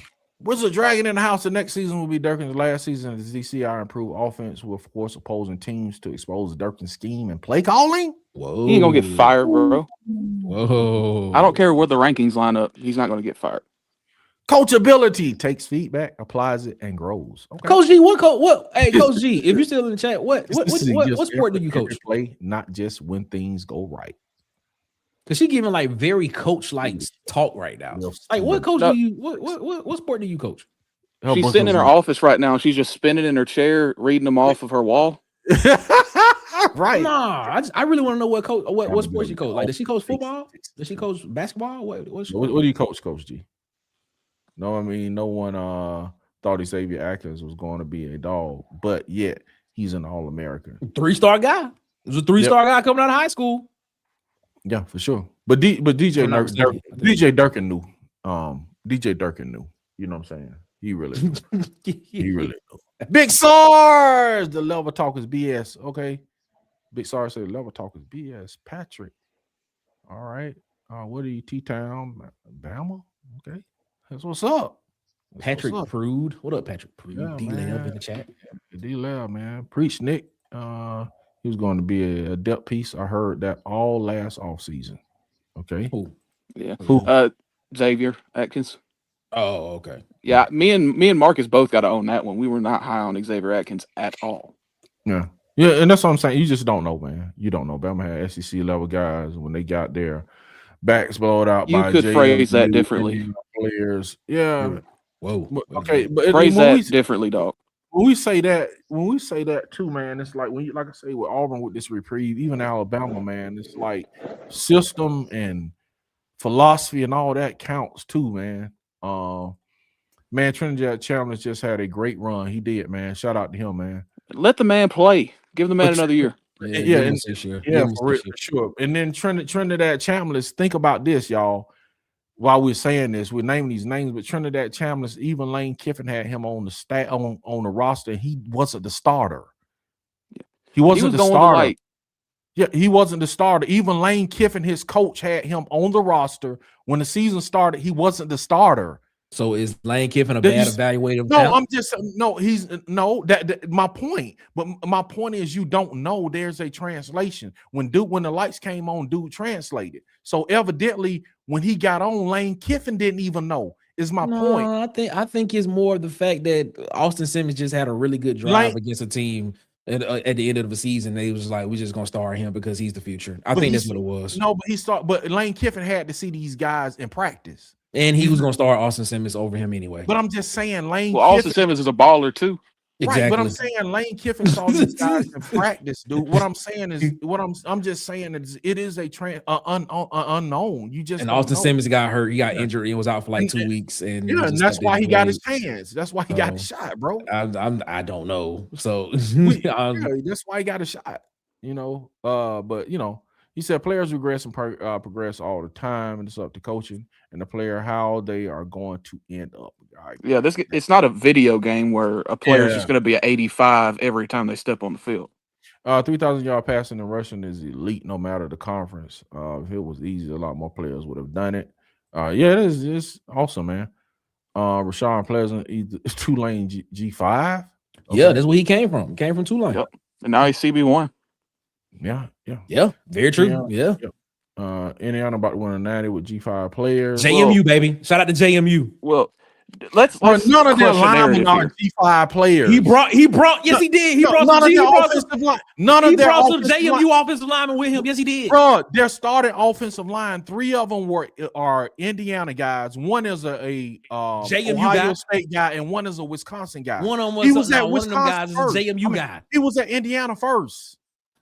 Okay. All right. You see he was at JMU though. He was at JMU. No, but I'm saying he was at Indiana first. All right. But my point is, everybody making this narrative like the whole team is G5. No, they're not, bro. That started offensive line, that's dog walking cats, bro. They grew up in that Indiana system. They're making the same narrative for Auburn. All Auburn roster G5. Everybody is making the skill position. Bro. It's not true. That's what I'm saying. Is this narrative they're making that this is just JMU players? That's not true, bro. That whole offensive line, dude. These dudes came up in the system and they grew up. 3 of them grew up in this our Indiana Cats, man. And the narrative that everybody's making about Auburn ain't true either. One is an Oklahoma guy and one is a Wisconsin guy. He brought it up out the mud. He was like a 2-star maybe, but he was a walk-on at Wisconsin, and Wisconsin produced linemen. So what I'm saying is, people are making it out like, bro, this whole team is JMU. They're not. That offensive line, bro, those are G4 dudes. They're G4 dudes. I'm just breaking the narrative. That's all I'm saying. Not that he's not doing it with 3-star guys. Not that he didn't bring a lot of JMU guys with him. But, bro, again, those guys are G4 guys. 2 of them at one point were rated 4 stars. So I'm just saying, man. Bet the stars again. We bet the stars, ladies and gentlemen. We bet the stars. Yeah, no, my point is we want to say they're all G5 guys and in the playoff. That's not true either. That's all I'm saying, bro. That narrative that people are carrying about like this team is not necessarily all true. And if you notice, bro, that offensive line, those are G4, most of them are G4 guys. The G4, same thing we're saying. Which one? G4 or P4 guys? Which one? Power 4. I mean, Power G4, G4, Power 5. That's the same thing, right? I don't know. P4, Power 4 guys. This is the same thing. Group of 5, group of 4. You know what I'm saying? This is the same thing. Okay. Yeah. Group of 4. Okay, group of 4. Yeah. So Power 4. Yeah, it's this narrative people are building. Like, bro, this dude just took a bunch of, you know what I'm saying? You know. Okay. We have to get rid of the mindset of thinking what level these players can play on today, bro. In all, it's not a broad strokes thing. Some guys can, some guys can't. Right. I'm just saying, if some things are questioned and some can't, you know. And then, give me, this is homework for everybody for next week. Give me the cats that are in the trenches on the offensive line that are impact that are coming from the G5 level. We always talk about a lot of skill players, Trinidad Chambers, and all these peripheral players. Those are the players I'm not necessarily even really concerned about. Those players, usually peripheral players translate, but it's the trenches, man, that sometimes don't translate or impact. Give me those guys that are in the trenches that come and just impact. You feel what I'm saying? So I think the talent gap on the outside and at the G5 level versus the P4 level and even the FCS level, like receivers are receivers for the most part, broad strokes. Corners are corners for the most part, broad strokes. Right. Especially at safety. Safeties are safeties as long as they have the athletic profile to where they can play the position. But in the trenches, it's more of a strength and conditioning program thing. Right. That's the difference. Gotcha. 5, 6, 6. What's up, Adam? 5, Adam. 6 and 6. Lord have mercy. What's up, Bay Shaker? Hey, what's up? I'm gonna drop that link because Bay Shaker said he want to talk to us, man. Shout out to Bay Shaker, man. Yeah. We still gotta have that fish fry, Bay Shaker. Yes, sir. Still gotta have it. You just had SEC level players when G5 Trinidad carved them up like a turkey. That's D2 Trinidad. Yeah, but you got to look at what I had never even heard of Ferris State, bro. Yeah, right. Yeah, but and again, that's a peripheral player. That's a peripheral player. What did he have in front of him? You got LSU. Ole Miss got 5 stars on that team too, bro. Ole Miss is talented. That team was talented. It ain't like they just beat Georgia with a bunch of G5s. It's like we just picked like 1 or 2 players and just like Bubba say, make a broad stroke and say like it's the whole team. Ole Miss, look at the rest of the roster. Look at his receivers. Look at the lineman. Look at his running back.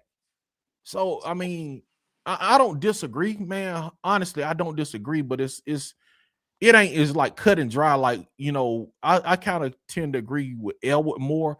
I don't think, man, it's like we gonna just be able to just load up on G5 trench players and win the SEC.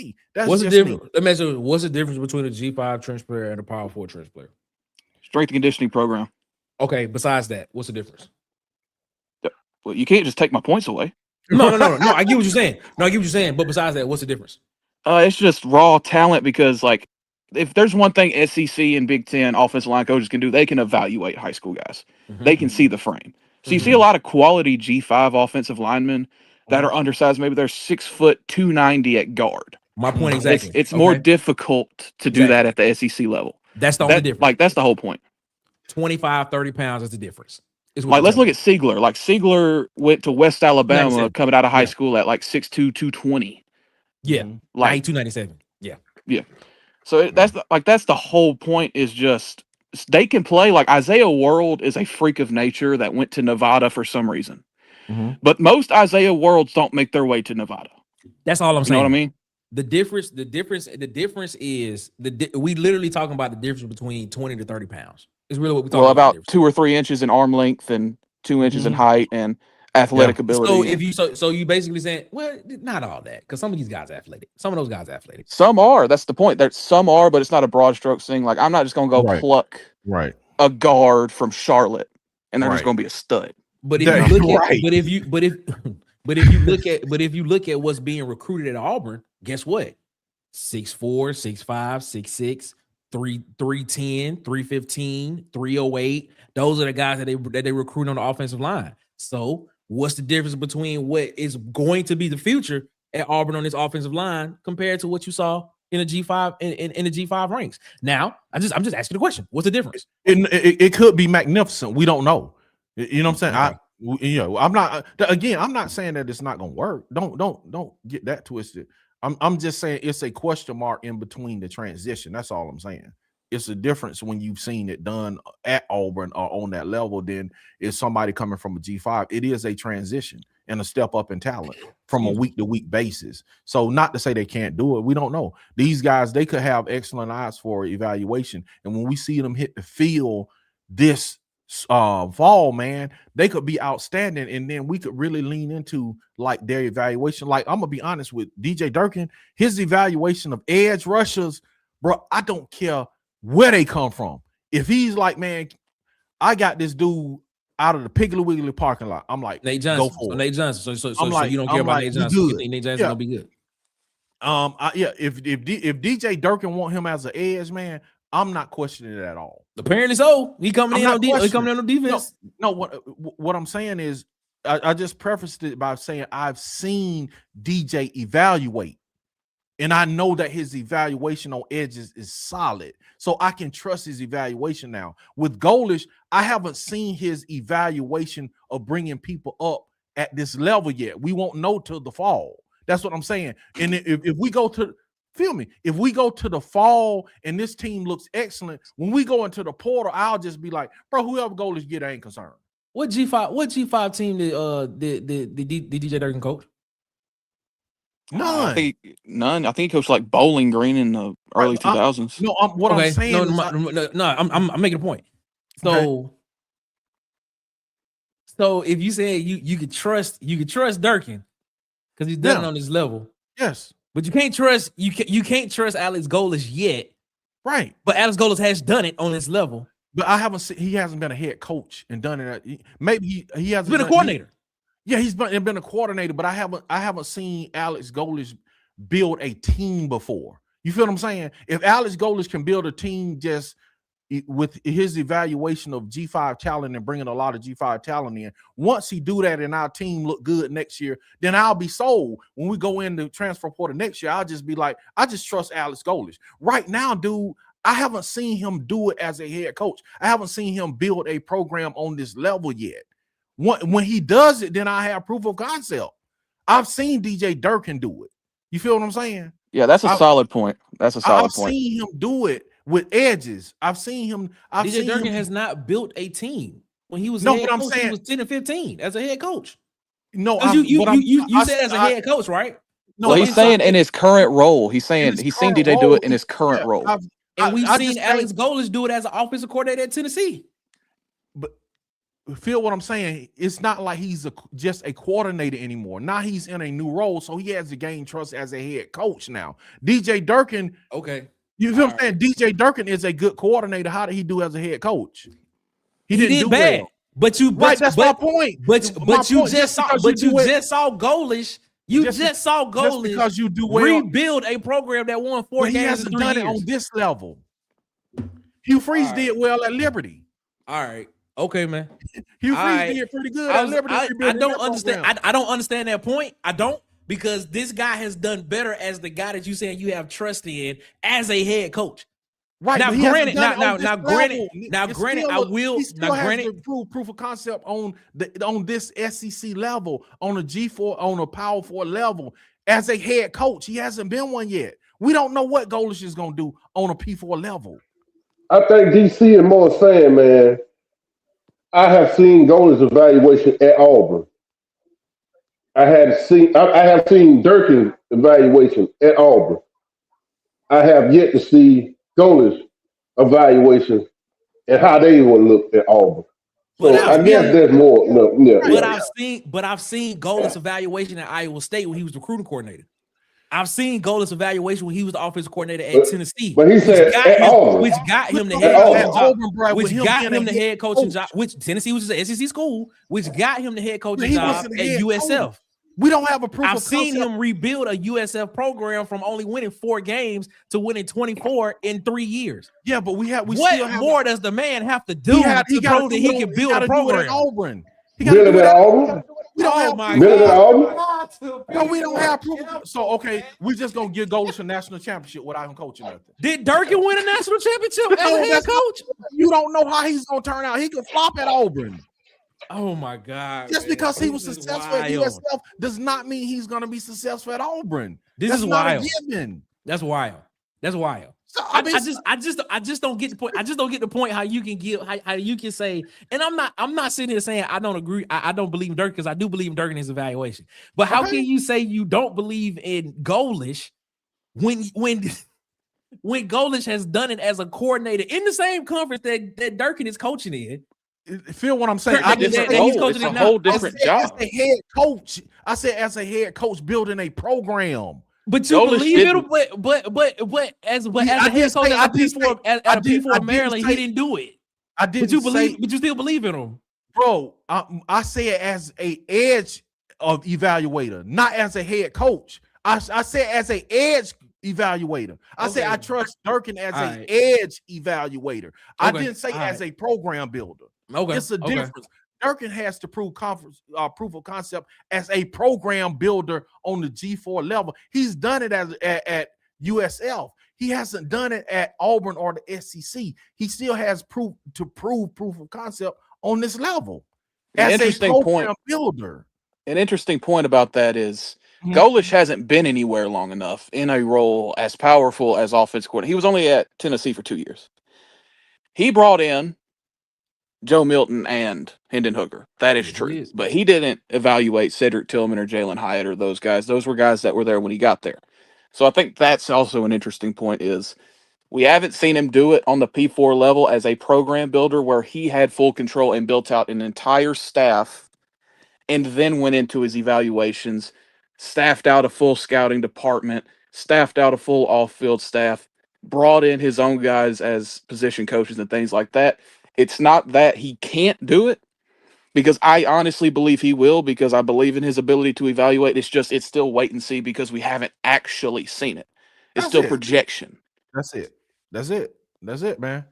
And I believe he can do it, Nick. I believe in Chip, Nick. I believe he can do it. I believe Goalish can do it. I believe it's not that at all. I just don't understand. I'm not saying I just don't understand how you can say. I just don't understand how you say one guy as a coordinator you believe in it and him doing it. Yeah, but the other guy has been at other places and done it at other places on the powerful level. The only place he's been a head coach has been the G4 level. I mean, G5 level. On the powerful level. Bro, he's been a recruiting coordinator at Iowa State and over the offense. Bubba he was an offensive coordinator. What do we? Okay, all right. Bubba I don't get it. I don't get. Hey, we didn't got bamboozled at Auburn, man. Just like I told you, Brian Harsin.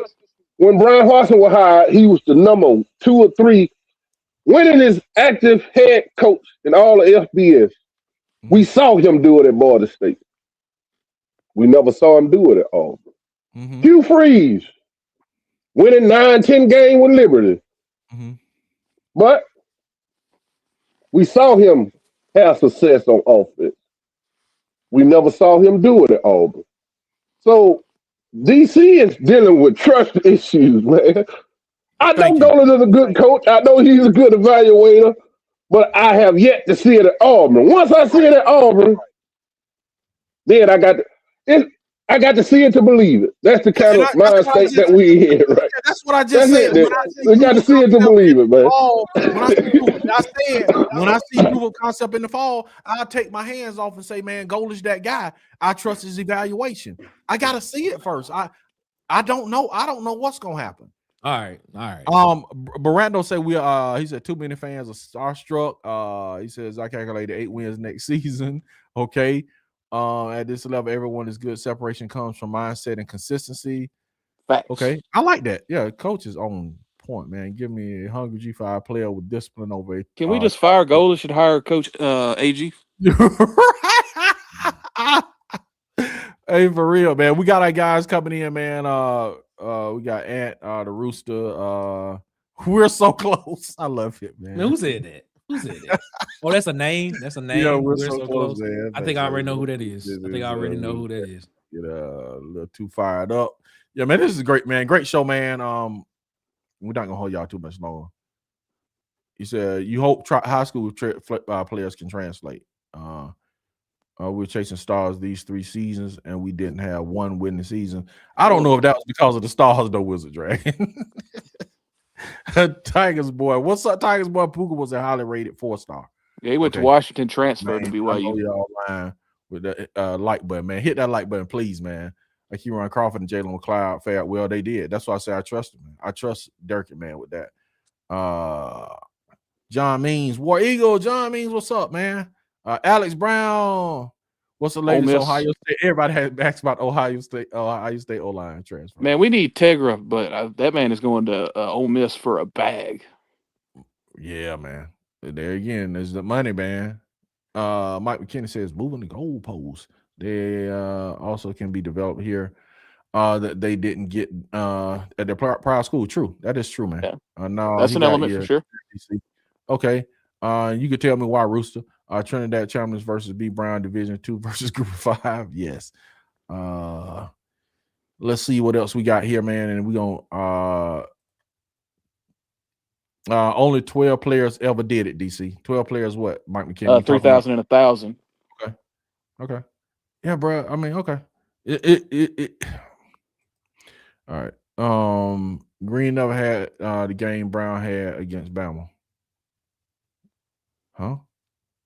I mean, Byron Brown didn't necessarily ball out against Alabama. He just didn't screw the game up.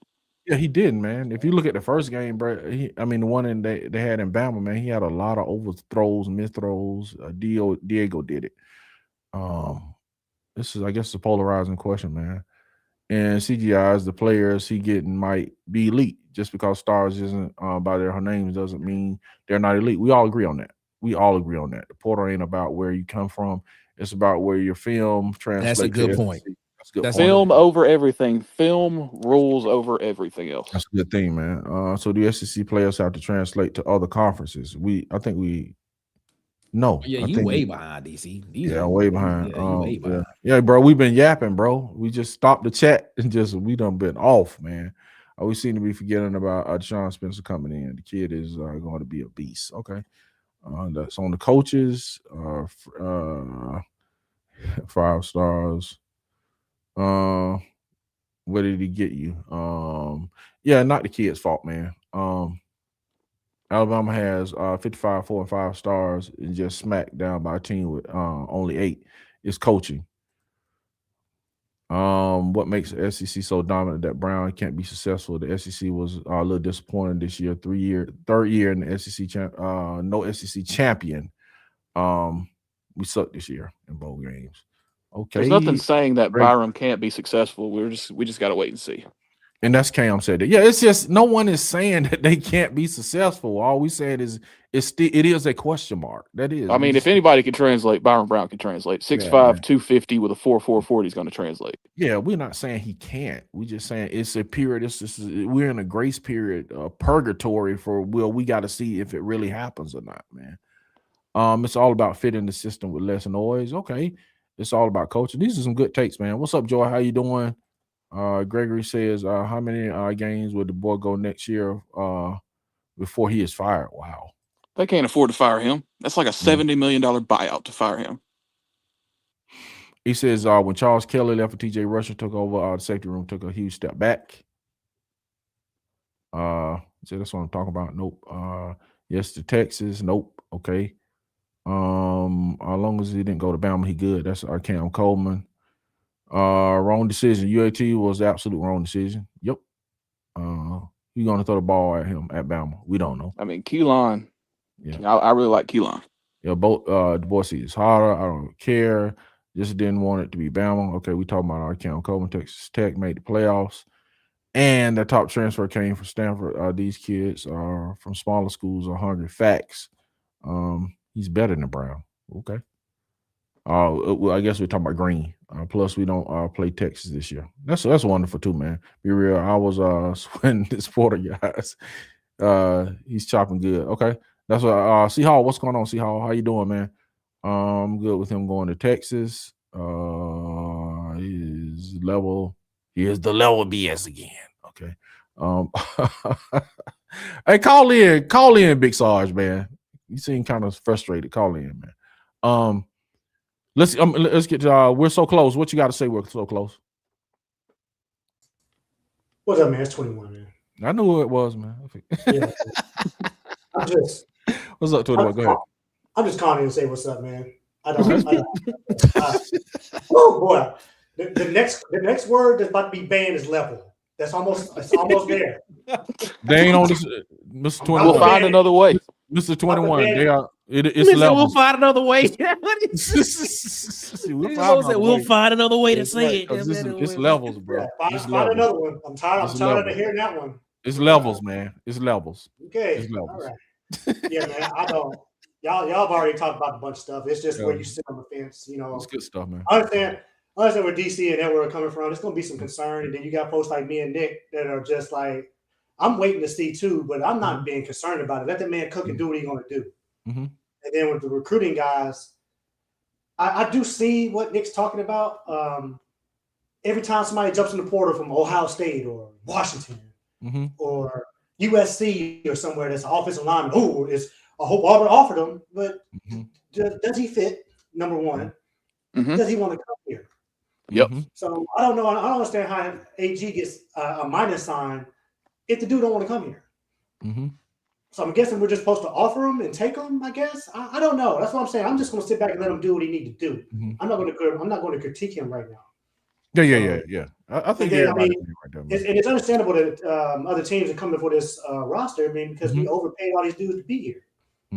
We had 24-inch rims on a 1968 beater. Like what on the frame? I mean, who went to come with the 24-inch rims off? Like what? Yeah, man. So yeah, man, I'm good. I mean, it's the same kind of argument that we had, but you know, I just think, and going back to the Ole Miss conversation you guys were having earlier, Lane Kiffin was going to start that other quarterback anyways. The only reason he wasn't going to start Chamberlain is because he came from Division II. He could ball anyways. Yep. He's one of them type of dudes I put into Pavia, Tebow. When the lights come on and he's on the field, he just plays. I got to watch a little bit of Ferris State play. We don't know who Ferris State is, but I need my folks out there to dive in.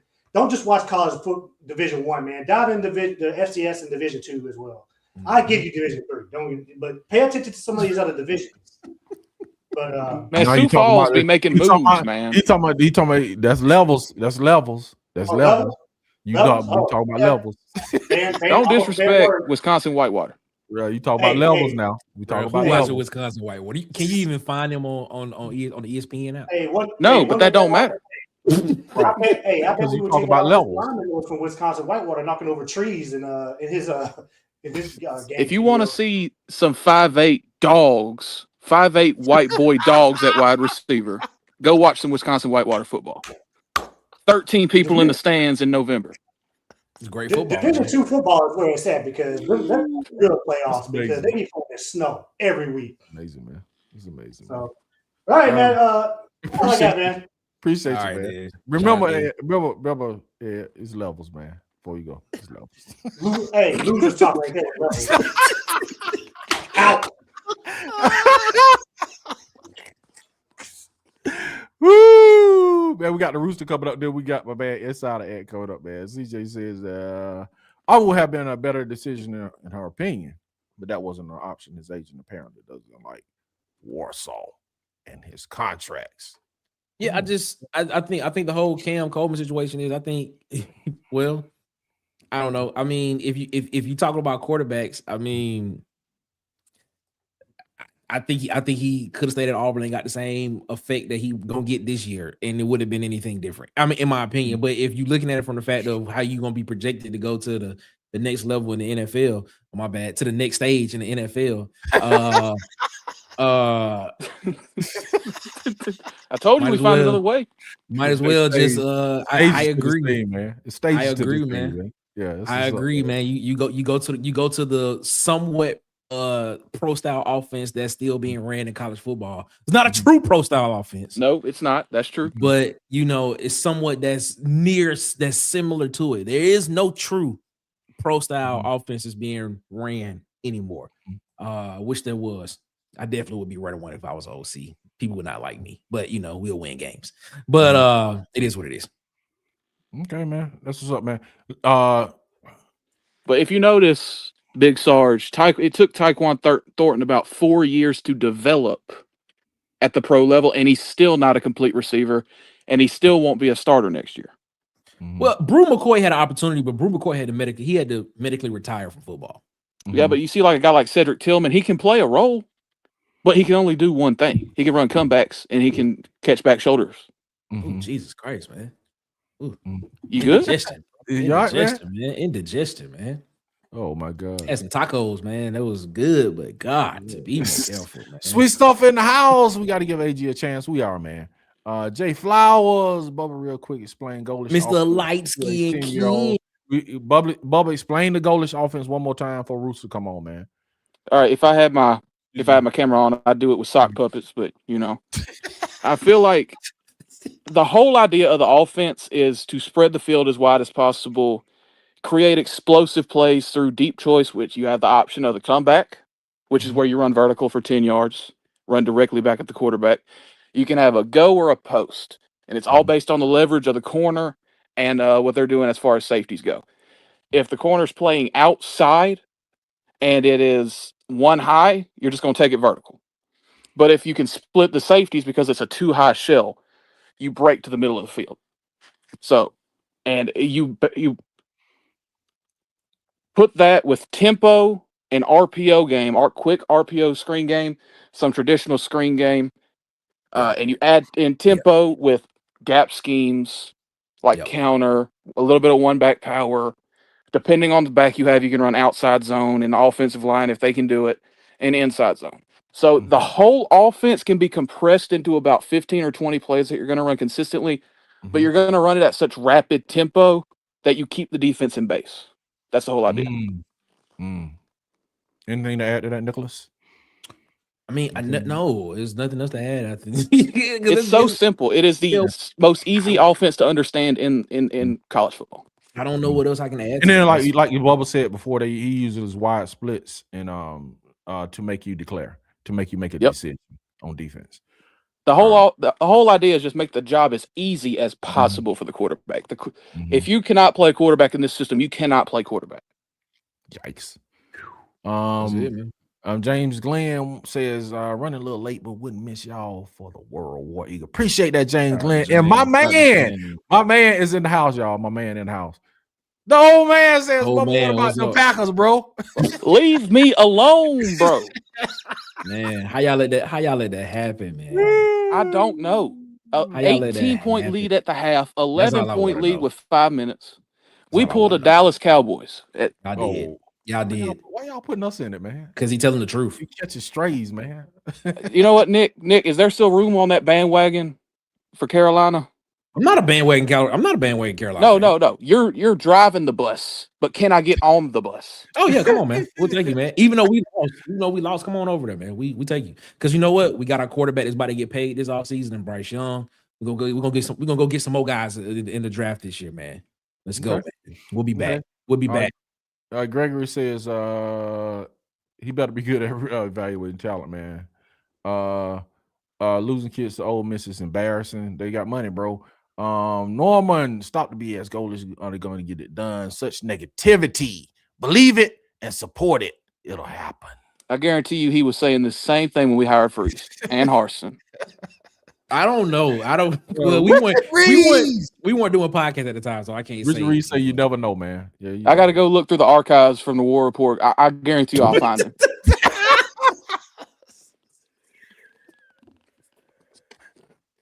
Wait, were we doing podcast at that time? Were we live, DC? No. I think y'all started midway through Freeze's first year. Or early. So you go look you go look for Norman Spain 7160. His name is what? Norman Spain. I don't know. What is his name? Norman Spain 7160. Shout out to Norman Spain 7160. Shout out enormous thing. Huh? Norman Spain. Don't disrespect my man Norman, man. Norman Spain. Some would consider it a compliment. Yeah. So what's up, man? Shout out to Norman, man. Norman made prime time today, man. With his Shout out to Norman, man. Isn't DJ Durkin? Yeah, he's for evaluation. Nate Johnson. Yeah, I trust DJ, baby. I trust DJ. No meter Martin. That's a good. Hey, no meter Martin. That's pretty good. Lives for this moment. Okay. Yes, he does. Tavian Upshaw. He said Nick just want to argue, man. You right, Tavian. I don't mind a good discussion because he won on this level. And what did he do at Auburn? Nothing. Wasn't 31 is bigger memory than the kick six, Lord. Oh man, why we want the negativity? That's just Sig took JMU talent to the playoffs last year. Right. Hey, he got a point. No, none of those backs were from JMU. That quarterback wasn't from JMU. Thank you, man. That's what I keep saying, bro. It's like Elijah Surratt, man. He brought Elijah Surratt and he brought an edge guy. Yeah, that's we keep doing this, man, but he did not take JMU. Come on, man. He did completely. He is the only reason that quarterback got drafted because that kid could not play at all. He was horrible. Yeah, it's more than JMU players on there. It's like quarterback, running back. The offensive line ain't JMU players. I'm just talking noise. Alex said he was a recruiting coordinator before, so we'll see. Just keep that. Okay. Yeah, we just saying, man, we're not down goalish. We believe, you know what I'm saying? Whole bone in the house. What's up, Whole Bone? What's up? It's putting whole bone in. That's what I'm talking about. New Mexico State core brought Vandy up in 2 years. Now that one's true. That's a better comp. Is true. Yeah, better Jerry Kill and Tim Beck. Yes, they did. Good stuff, man. Good stuff. Shout out Pittsburgh State. Top 5 offense and winning. Talent is talent. It doesn't matter which stage you're at. Yeah, we can't say levels. I mean, stage that word no more. The L word. Stages. He said, let's say Publix parking lot, not Piggly Wiggly, man. What's wrong with Piggly Wiggly? Nah, man. The Piggly Wiggly cool, man. What we can't say is we can't say Dollar General. We can't say Dollar General. Why not? It's an inside. We can't say Dollar General. Okay. We can't mess with Dollar General anymore. We can't avoid it. There's like 7 on every corner. Right. We are a family dollar Dollar Tree. Family Dollar Tree type place over here now. Yeah. I'll tell you, bro, if Dollar Tree came with a sponsorship, you'd be like, go to Dollar Tree. Y'all should have seen how upset the older people in my family were when Food World went out of business. Oh, that man, was the spot. Food World? Apparently, I remember Food World, man. Hey, man, that was right. That was live. I remember Food World in Auburn, like when you go across the train tracks with what was that? Was that a Sbarro? No, that was not a Sbarro's pizza. What was that? What was that pizza place over there when you go across the train tracks by Pine Indian Oaks? Was it Indian Oaks, a golf course? And right when you get to the mall, it was a Food World right there in that little shopping area, right across the street from the mall in Auburn or Opelika.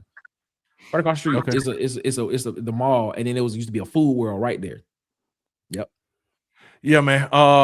It says what has the top 10 classes done for us? And he says, man, take that Trump wallet, give me $47. What? How crazy, what? Well, it's $47.50. I just found 2 quarters in the couch. Oh man. Oh my God. All right, man. What you gotta say, man? You in here, Rooster Man? CC, that's what it was. CC's pizza. That's what it was. Thank you. CC's pizza, man. I forgot That's about what that. it was. Yeah. Go ahead. You in, Rooster? What's happening, DC? What's happening, Rooster? What up, Bubba? What up, Nick? What Ed, up? you still in here, Ed? What's happening? Oh yeah, man, I'm here. What's happening? I had to You jump got it. out. I had to jump out kind of about 30, 40 minutes after the show started for most of the time. So I missed whatever this big argument is. It just sounds like everybody needs to just chill. You don't know what he's going to do. It could go either way. I think a lot of the Auburn PTSD is coming back to haunt people, and we just need to chill and let him screw up first. And then I'm all for turning the dogs loose on him, but let him screw up first, you know. And you got to remember, he's rebuilding the mentality. He's rebuilding the culture. It's gonna come with some growing pains, but so I'm content to sit back, let him sit. Let's see what he's gonna do, and then make our judgments. But the actual reason I called in, quick little story for y'all. Last night I was watching this other show. It ain't been going on too long, about a month or two, and at one point I referred to our former coach as Hubert. And apparently that's the funniest thing anybody on the show had ever heard. Mm-hmm. And somebody in the audience in the chat started just rapid fire, just different versions of Hubert, and just cracking everybody up. And the show itself was just short of four hours. I was on there which it was all the recruiting updates, this, that, and the third. I was on there for about an hour and a half, maybe 2 hours before, and then I made the comment, referred to Hubert, this, that, and the third, and everybody cracking up. Well, this guy starts just rapid fire shooting different versions of the name. Well, as the show is winding down, they think it's going to hop off. Somebody else in the audience says to so-and-so, hey, drop your, whatever. You've been so funny tonight. I'm going to send you a gift bag. And I said back to myself, I said, hold up. I put y'all on this game. I introduced y'all to the concept of Hubert. And from the time I said that, anytime anybody would say Hugh Freeze, somebody else would correct him. No, it's Hubert. And in real time, in front of Sweet Sugar Bear's eyes, they just snatched Hubert from us, bro. Some other fool right now got my gift bag from the Dollar Tree full of stuff I probably didn't want. It's a damn shame.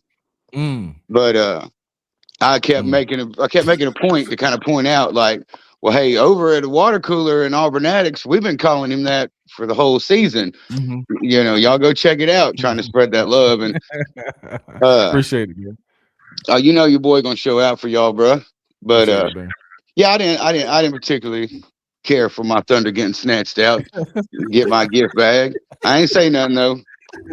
But because the guy, it makes me appreciate DCU and Nick and Tez. Makes me appreciate y'all a little more, because they be struggling to try to read my messages, bro. Like you can tell sometimes I gotta tone it down and church it up a little bit.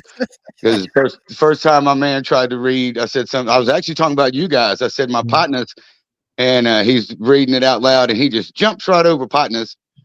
And it's like, bro, you need to go holler at Nick and get that interpreter he got, man. You be able to understand anything I say. What's up, man? And I also at one point thought he was making fun of my dog in my profile picture, and I got the rooster. Got me side-eyeing a little bit. It's like, hey, bro, don't be talking about Cambo like that. And then I ain't never done. Do what? No, his dog passed away. But his dog passed away. I know. I'm just like, go ahead. His dog passed away. His dog passed away. That the pup you're talking about, Nick. That's not the one in the profile. That's not the one in the picture. Okay, never mind. Nah. I'll tell this story real quick too, because I've been wanting to tell y'all, because everybody in this space should love it. I thought it was gonna be a home run last night. and they gave me nothing to come piss me off a little bit. His name, that he's the dog in the profile picture, that is Cam Newton, Bo Jackson, them Tigers as hell, War Damn Eagle. Wait, that's the dog name. That's the dog name. That's the dog's name. Cam Newton, Bo Jackson, them Tigers as hell, War Damn Eagle, and I called him Cambo for short. Okay. All right. I got let's see, I got him. He was 6 weeks old. I got him 3 weeks after Auburn won the national championship in 2010, and he passed away in 2019, right after Auburn won their first game in the NCAA tournament when they ran to the Final Four. He passed away that same, I don't think it was the same day. It may have been the next day.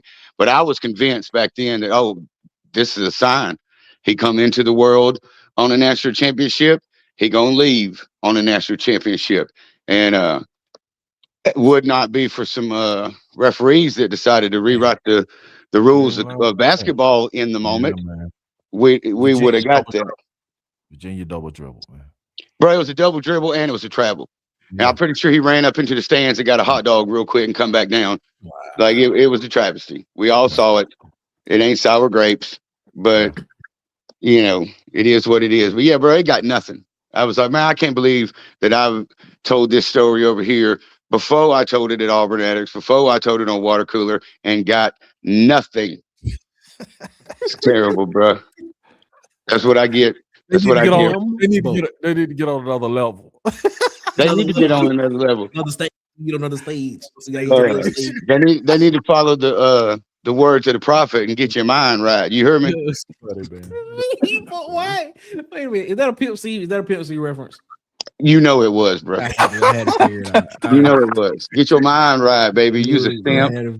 And I'm a red hot undercover pimp. You heard me? What's up, man? But yeah, I didn't like that. So at least, you know, for the moment, I haven't decided what to do about it. But there will be consequences and repercussions. Okay, man. You can't steal the Rooster's thunder, and he don't say nothing about it. What's up, man? But real talk, bro. We need to be patient. Okay. I think I get the gist of the argument that was going on about I hadn't seen him do it here. We've seen a lot of coaches be successful and go somewhere else and not be successful, and vice versa. Mm-hmm. I would just tell Auburn Nation, as much as we are gun shy on words like this, just be patient. I'm not going to say we're close because we're obviously not close. Mm-hmm. If we was close, we wouldn't be talking about having a reset and changing culture. Mm-hmm. So it ain't about being close, but I'm holding out hope for what it's worth that the players that are coming in, that they're hungry. They got a chip on their shoulder. I'm hoping that the players that stayed, that they're hungry. They got a chip on their shoulder, that they are ready to prove, hey, what y'all been seeing for a couple of seasons ain't who we really are. Mm-hmm. So it can, I don't really see how it can go much worse. In my mind, it could be about the same, or it can only get better. So I know so far I'm liking what I see out of Golish. Mm-hmm. So, you know, and I have alluded before, I don't really have a problem with his ugly mug as it, you know, at this particular point in time, that can change quickly, but that ain't up to me. That's up to him. That's what's up. So, and I've made the point before, I was talking to Ant earlier today about this, you know, when you've got like star players jumping into the portal, like I said before, like what about Hugh Freeze's offense and the production of the offense last year made you say, well, if it's not Hugh Freeze, I'm out of here? That I don't believe that. There's, you know, I've heard, and I think it's been said on here, that Freeze was just paying you, Jack. He was just cutting checks, and you didn't really have to do much after that. Mm-hmm. I'm thinking DJ Durkin getting that gone. And well, there's one he could have kept. I ain't gonna lie. Chaplin coming to Florida State, that just made me shake my head like, oh, bruh. Mm-hmm. But I will allow that maybe he wasn't in the right situation, because we've all said before, you don't just show up all of a sudden you forgot how to block. Sure. There was some behind the scenes stuff, as we all know, going on. So I say give him a chance. Mm-hmm. Let him screw up before we tear him to shreds. And once he screws up, hey, I'll be the first one in there. I'm sure that shocks nobody. Mm-hmm. But So far, I don't really see why everybody's already hitting the panic button. That's just me, though. I got you. Appreciate you, Huggy. Anything else, man, before we bring in Ant? No, I don't reckon. Other than hit that like button. Yes, sir. Y'all be cracking me up. That like button be looking a damn fool. Yes, You know what I'm talking about? For real talk, before I go, before I found all you guys, DC, I had never hit a like button on anything in YouTube. That's what I'm talking about, Nick. Not ever. It didn't matter what the video was, because I didn't like the fact that, well, hey, if I hit a like button, it'll put it in this little folder over here. I can always come back to it. Yeah, but then everything you hit a like on is going to be in there. You still going to have trouble finding it. So I just boycotted the like button until I met all of you guys. Man, if you went through my folder on, liked, it'd be basically nothing but y'all.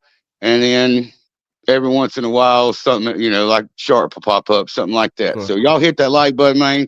Subscribe, show my boy some love. In the words of the prophet, we head for stars. We shoot for stars and headed to the top. You heard me? That's what's up, man. Appreciate you. Appreciate you, Aggie. Hey, we about to bring on Ant-Man. Appreciate you, Aggie. The kid says, man, Cam Coleman is replaceable. Jeremiah Smith is great. Look what he gives you at Ohio State as far as yards this season. There are better options for the price. I know. Hold on, let me get unassailable brilliance. It's crazy to try and defend Golish's system dispassionately. Dude hasn't been a head coach 5 years. He hasn't produced NFL talent. Maybe he will, but as of now, okay. I mean, he's got NFL talent. Let me say this before we're not defending it passionately. We just saying, go ahead. Yeah, let me say this before we go on. If I think I at least got everybody in here comment, at least one comment. Just want to acknowledge all y'all for being here, man. At least, man, it's a lot of people. At least get at least one of your comments up, man. If I haven't, man, just post something at the bottom, man. Post something right now at the bottom if I haven't, put your comment up. And my man is in here. I bleed crimson. Yeah, he is. And we got I'm glad he ain't here. You glad he ain't there? That sounds like extra coping. Yeah, Cam Coleman. That's what I'm saying. You glad he ain't? You got a guy, Lamar Smith in here. He said his little cousin just committed to the best school in America. His name is Fred Gaskins. He is a monster. Okay. I found Fred Gaskins' YouTube channel. He's been posting his highlights since he was like 8 years old on there. Hey, he a baller. No need to panic. Nowhere to go but up. Okay. And you said Lamar said what now? I'm sorry. Yeah, Lamar Smith. He at the top. I mean, he a couple of comments above where you at right now. Like probably like 10 to 15 comments above that. Okay. All right. And I'm gonna update us right quick, man, and then I'm gonna bring Anna in, man. Oh, I see it right here, man. Yeah, my little cousin just committed to the best school in America. That's what I'm saying. Lamar Smith. Tell him to come over here and talk to us, man. Holler at us, man. Tell him to come on the show, bro. He's a dude. He's a dude for sure. He can play all three safety nickel positions. I'm just saying, if Auburn don't think we ain't legitimate, that's all I'm saying. I mean, we about to get to that too. That loud. We're gonna do this and bring Anna in. Let me go through this right quick, man. Shout out Jason Caldwell. For y'all, wow. Oh man. All right, man. Let's go through this right quick. Quarterbacks, man, and this is going on what was on the roster last year, so we don't know if they'll start right here. They could get more. They could get 10 quarterbacks. I'm just going off what the baseline was for last year. They could be more or less, but this was the baseline for last year. So got Byron Brown out of the portal. Lachlan Hewlett and Rice Brush. So right there, I think they're looking at other quarterbacks. Y'all think they're looking at other quarterbacks? Yeah, they want a second string guy. I think it's TJ Tia from Oregon State. Yeah, Tristan. Yeah, Tristan T. Yep. Yeah. Oh, my bad. And so the check mark is just to say they've hit the baseline for what was on the roster last year. Not that they can't get more or less. So that's just the baseline for last year. And we're going O-line. They had 15, and so right now we got Kale Ellis coming back, Jacoby Ward, Tay Buster, TJ Johnson got in the portal, and so did Broderick Scholl jumped in the portal also. Stanton Ramil, Joseph Simmons came out of the portal, and for our high school recruiting, Parker Pritchard, Barry McWhorter, Mason Mathis, Wilson Zaire, Mikael Lundy Foster. So we could see 5 more. Yeah, I think At The least two Coles, the two interior offensive linemen, the two Coles, Cole Best and Cole, whatever. I think they're coming, okay. and I They're think twins. no. Okay. Their names are just Cole, and Okay. I think we're looking really hard at Carday Smith.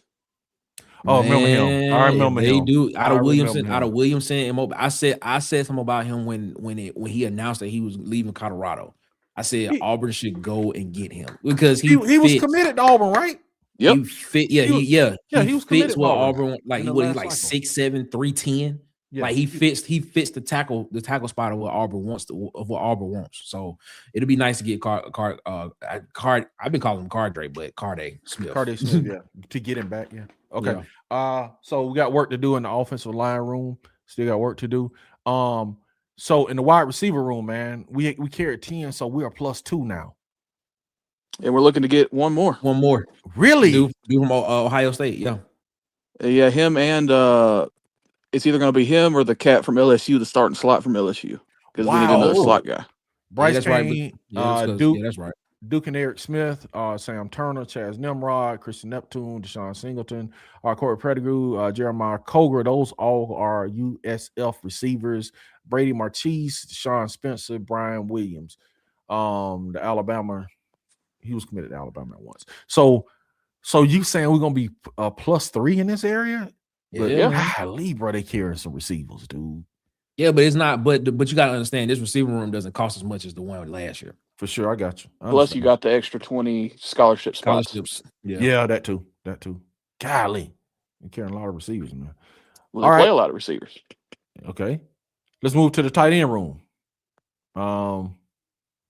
Ryan G, the sole guy that was on the team last year. Jonathan Eccles, Jake Johnson, Xavier Newsome, DJ Broughton is the only guy we got out of high school ranks. The rest of the guys, if in orange, are from the portal. Yep. So we at 5. Do you think we get any more of those in this room? I think unless it's the Pittman kid from FSU, no. Yeah. I think we're going to roll with Jake Johnson and Jonathan Eccles as our top 2 guys next year. Okay. Yeah, that was a good get too. Yeah, it was. Jake Johnson was a good get, man. Yeah, he costs basically nothing. Yeah. Our running back room was shocking to me, man.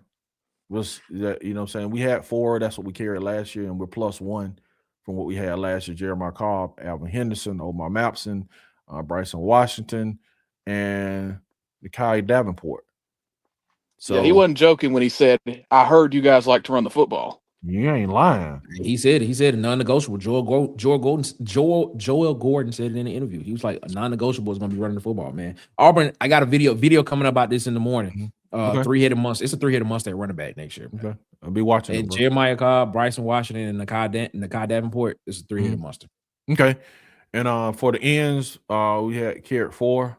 So, and I don't know if JJ Falk is going to be an end this year, but I just got him what he was listed. A defensive end. So JJ Falk, Jared Smith, and we know some linemen are interchangeable depending on what scheme they're running, what front they're running. So just off of what they had on the website, they had these 2 are the only returning ends, JJ Falk and Jared Smith. So we're looking to add there. I guess 2 more if we go by what is on the roster. I don't know if they will or not. Edge. Breakout season. Here he come. There you go. He is. Breakout season, ladies and gentlemen. T. Washington, Joe Phillips. So we got him. Keep banging that drum, man. Keep banging the drum. Yeah. You coming. So we got to believe in the 46A guy, man. We got to believe in that Tuskegee guy, man. So we got 3 here, man, and looking to add more. We got Nate Johnson, Chris Wells. You got to keep adding to that room. You need it. Let's go with cornerbacks. Got work to do, man. We got Devin Williams, Blake Woodby, Rashawn Pleasant. Man, I like the core though. I really like the core. I think 4 of these 5 guys I'd be confident in playing. Yeah, man. I like the core, man. And then you add 3 more, especially if you can add more starters, that would be great. But I mean, either way, man, I like what we're working with. Andre Jordan Jr. and Galvin Jenkins from USF, and Andre from UCLA, man. So you got 4 starters right there, man. Perhaps. And let's go with the linebacker room. Check. I don't know if y'all think we're gonna add somebody else here. At this point, nah. They got some I dogs. was wrong. It would be nice if they did add one more. If they added one more guy, I think they should go out again. If he hasn't already committed, I haven't seen where he committed at. But Samuel Masingo, linebacker, got 1 year left from Oklahoma. Okay. See a Mike. Yep. If they were to go out and get him, that would be nice. I feel like we need a Mike because like Atkins, Riddick, Bryce Dees, Balagoon Ali are all undersized. And I think Wilkes is going to end up being a buck. So it's really going to be Melendez and Tootle at Mike. And if somebody goes down, you know, you're struggling in the weight department. Makes sense, man. All right. And safety. We got to be done. Y'all think we done here? I don't see how there's room for anybody else. Ain't no room for Harris. Sylvester Smith say he's coming back. Champ Anthony, DeMonte Shadrick Tootle, Wayne Henry, Fred Gaskins the third. Man, we just talk about, man. I got your highlight, Fred. So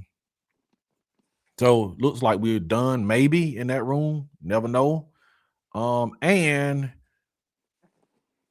D-line, last but not least, man. So we still got work to do in the D-line. Darren Smith, Malik Autry, Jordan Crawford, Cody Sigler, how do you pronounce that? Farrier, I think. Farrier, St. Farrier. Cody Wells, Tavian Branch. How y'all? A lot of potential. Guys?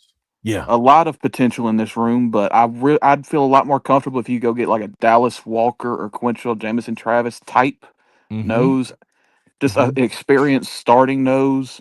I'd feel a lot better, but like Jordan Crawford is a ridiculous talent. It's just you know you're really banking on him being ready.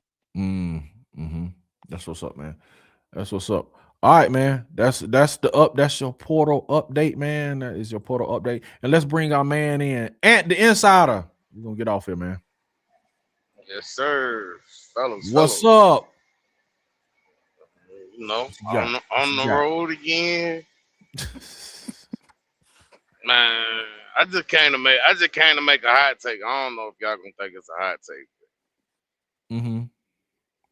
I know it's a lot of people that like Jeremiah Cobb. I'm not saying he's a bad running back. I'm not saying none of that. For I say what I say. Oh, I already know what you're about to say. Go, man. Bryce Washington may be the starter at running back next year this coming season. No, I don't think we'll have a designated starter. Exactly. Thank you. Yes. Okay. That's the reason why. I said you're gonna have a 3-headed monster. Just watch the video tomorrow. Tomorrow morning. My opinion is Bryson will lead the tailback room in carries.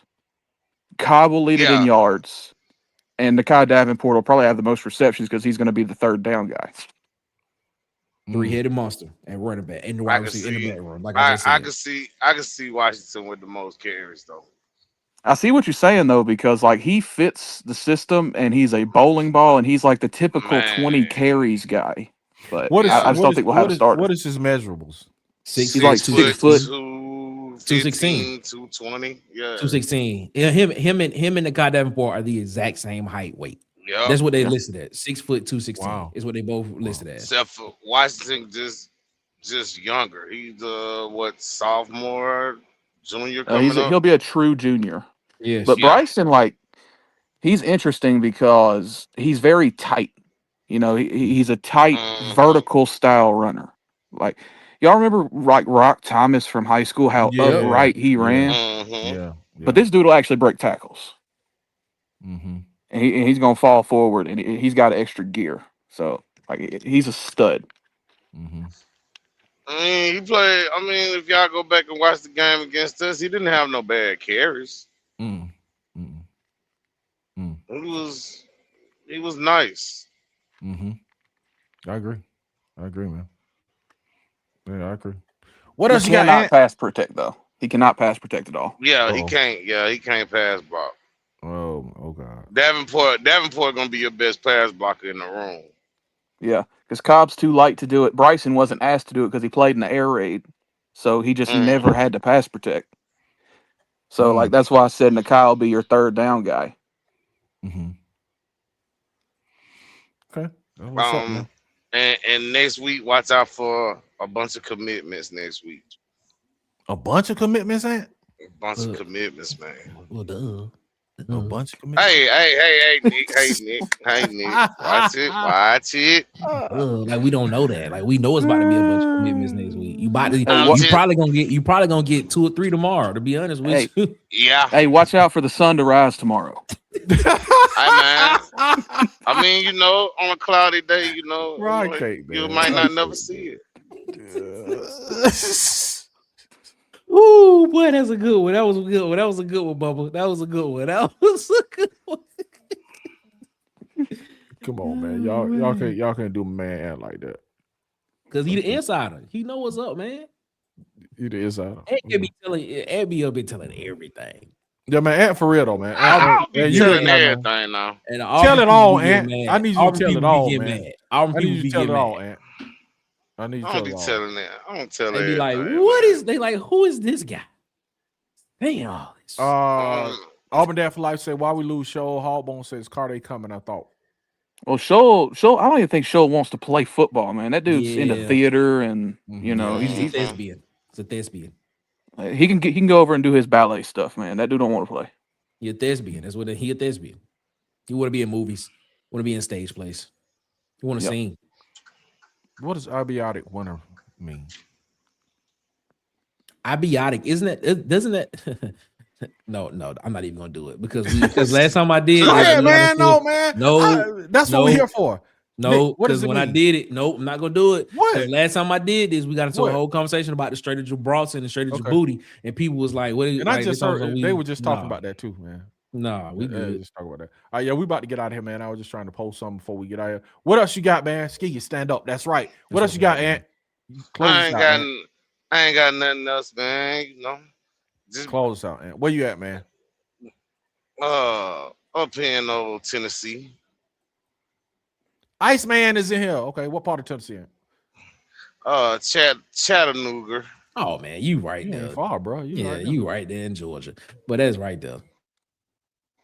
Hey man, you'll be in Georgia in an hour 15. Yeah, bro. If you rolling that 65. I'm headed the other way, man. Oh, so you're going on 64 through Virginia. Oh, okay, cool. Your truck governor? Yes, sir. I do a nice, cool 70 miles an hour. Okay, that ain't bad. I wish I could have got to 70 at one point. That ain't bad. Some of these cats out here governing 62. 62. Oh, Lord. I remember them days, though. I remember those 62, 65 days. Mm-hmm. Yeah, Iceman, we can get rid of that 7 stuff this season, man. Hopefully. Yeah, we about to get out of here, y'all, man. Appreciate it. This was a awesome conversation, man. Awesome everything, man. Y'all make sure y'all hit the like button, hit the subscribe. Edward, I'm gonna do this right now, Edward. I'm gonna put you on the spot. Okay. Hold on, let me make sure I got the date right. Hold on, wait 1 second. Hold on, let me make sure I get the date right. Let me make sure I got put Edward on the spot. Make sure I got the date right. Hold on, give me 1 second. Why you doing that? Susan Scales just fell in. She tripped in. What's up, Susan? What's up, Susan? What's up, Susan? Fell in. Hold up. Wait a minute. I'm gonna make sure I got it right. Hold up. Wait a minute. Okay. Wait a minute. I want to make sure I got the date right. Check your comment right quick. Which comment? Press a lot on me here. It's a lot of comments. Put it in there again, because it's so many, man. It's on this end. It's just so many to scroll through. So many. Put a comment back in, and I'll put it up. So Edward, October 17th. Copy and paste. 2026. October 17th, 2026. October what? October 17th, 2026. So 17th. Okay. We want to go on location from Addicts for the what game is that? What game at Georgia? Auburn, Georgia. That would done hung up. Dang, it was gone. Oh, never mind. No, I'm still here. Oh, there you go. He's pondering. I'm still here. Give him a minute. No, I said that's all good. I told you anytime. There it is. Anytime. Water Cooler Talk Sports is going on location October 17, 2026 at Addicts on Highway 14 in Talkerville. Is what we gonna see what I guess Auburn Addicts not invited. Oh, you coming, Auburn Addicts? You coming? Guess we not invited. You coming? Y'all might come, man. You Man, might, we gonna do man. we gonna set up, man. Look where you Sometime at. Look where you are to where Elwood is and where I am to We where about Elwood the is. same. No, we distance. not. Yes, we No, is. we not. Yes, we is. You in Mobile? How long is that drive? Well, that's probably like about a two Yeah. 2 hour 15 minute About drive. 2 hours. Where you at? You in Atlanta? Bro. You in Atlanta, I'm in DC? the A, bro. Man, DC, that's an hour and a about- half down the road from. Oh, that's that right. about You two- nah. that No, about no, two no, and a DC, no, half. DC is right. No, DC Two right and a because he close. half? Why you out No, of your mind? no, he right It because take he me close. 3 hours to get to Auburn. Yeah, you right. Man, y'all 'cause about you the close- same you close to distance, bro. No, he closer to South Carolina. He Bro, closer it to South take me 3 Carolina. Oh, hours to okay, get to okay, Auburn. Okay.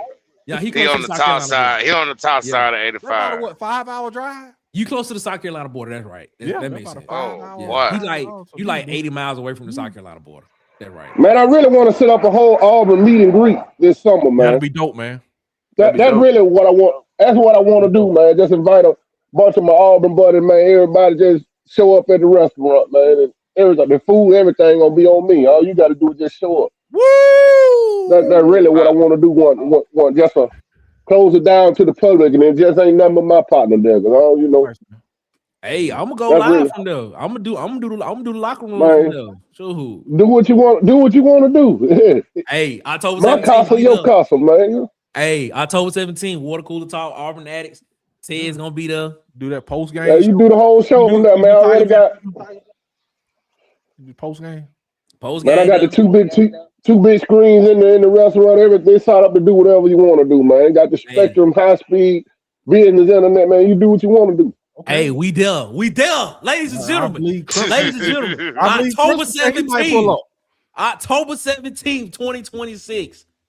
Water Cooler Talk Sports, Auburn Addicts at its SECZN. We're gonna be at Adelines on Highway 14 in the Toggleville for the Auburn at Georgia game. We're gonna make it happen. All I say, any alcohol is BYOB. You gotta bring that on your own. And I don't drink and I don't buy it. Ooh, I don't think you want to do that. That's a long ride home. That's though. a long ride to the Hey, house. That's a long ride home. Who did we pick up, man? All right, I'll come back to that right quick. We getting out of here, man. DC quit playing, make the drive, man. All right, man. All I know is Bama didn't get Cam. Oh, Hollywood, man. Y'all right. Wow. Oh, man. Oh, I did ask her the question. What she I told coach me. as a varsity girls assistant in Huntsville, Alabama, and junior high as an assistant for 8th grade girls in Decatur, Alabama. Okay. Ooh, you in Decatur. Ooh. Okay. That's what's up. Why you look like that? No comment. Decatur. That Oh, but you know Robinson? what? It's like no. Decatur's where it's greater. But the thing is, she like, so if she in Decatur cool, not the Huntsville part is straight. I just can't rock with Decatur. Decatur fine though. I mean, it's cool. It's just not my cup of tea. Okay. I've been in Decatur one time. No, twice. 2 times I've been in Decatur. And every time All right, I was in Decatur, it was like I gotta get out of Decatur. Okay. All right. Before we go, man, can we update High Tide on who we got since Friday? Oh, Bryce she's from Decatur, Washington. but she live in Texas now. Shout out to Coach G. Oh, okay. Hold on, wait a Okay. minute. Hold up. Pull that comment up real quick. Pull that comment up. Okay.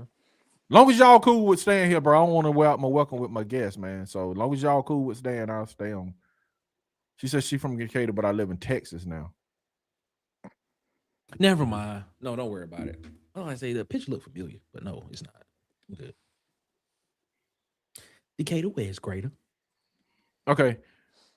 I'm gonna go through it High Tide right She quick. said not too much on Decatur though. Oh, you know, we got Byron Brown, we got Hewlin, you know, the quarterback. We got Stammer Mill and Joseph Simmons, those are linemen. We got Jonathan Echols, Jake Johnson, Xavier Newsom, those are tight ends. Running backs, we got Bryson Washington, Nakai Davenport. Edge, we got Nate Johnson. Cornerbacks, we got Andre Jordan Jr. from UCLA, Gavin Jenkins from USF. No linebackers. We got Fred Gaskins III as a safety. We got Cody Sigler and Saint Farrier on the defensive line. So no edges yet. You got it? High Tide? Hope so. Hope you got it. And we about to get out of here, man. Anything, Nick, where can they find you, man?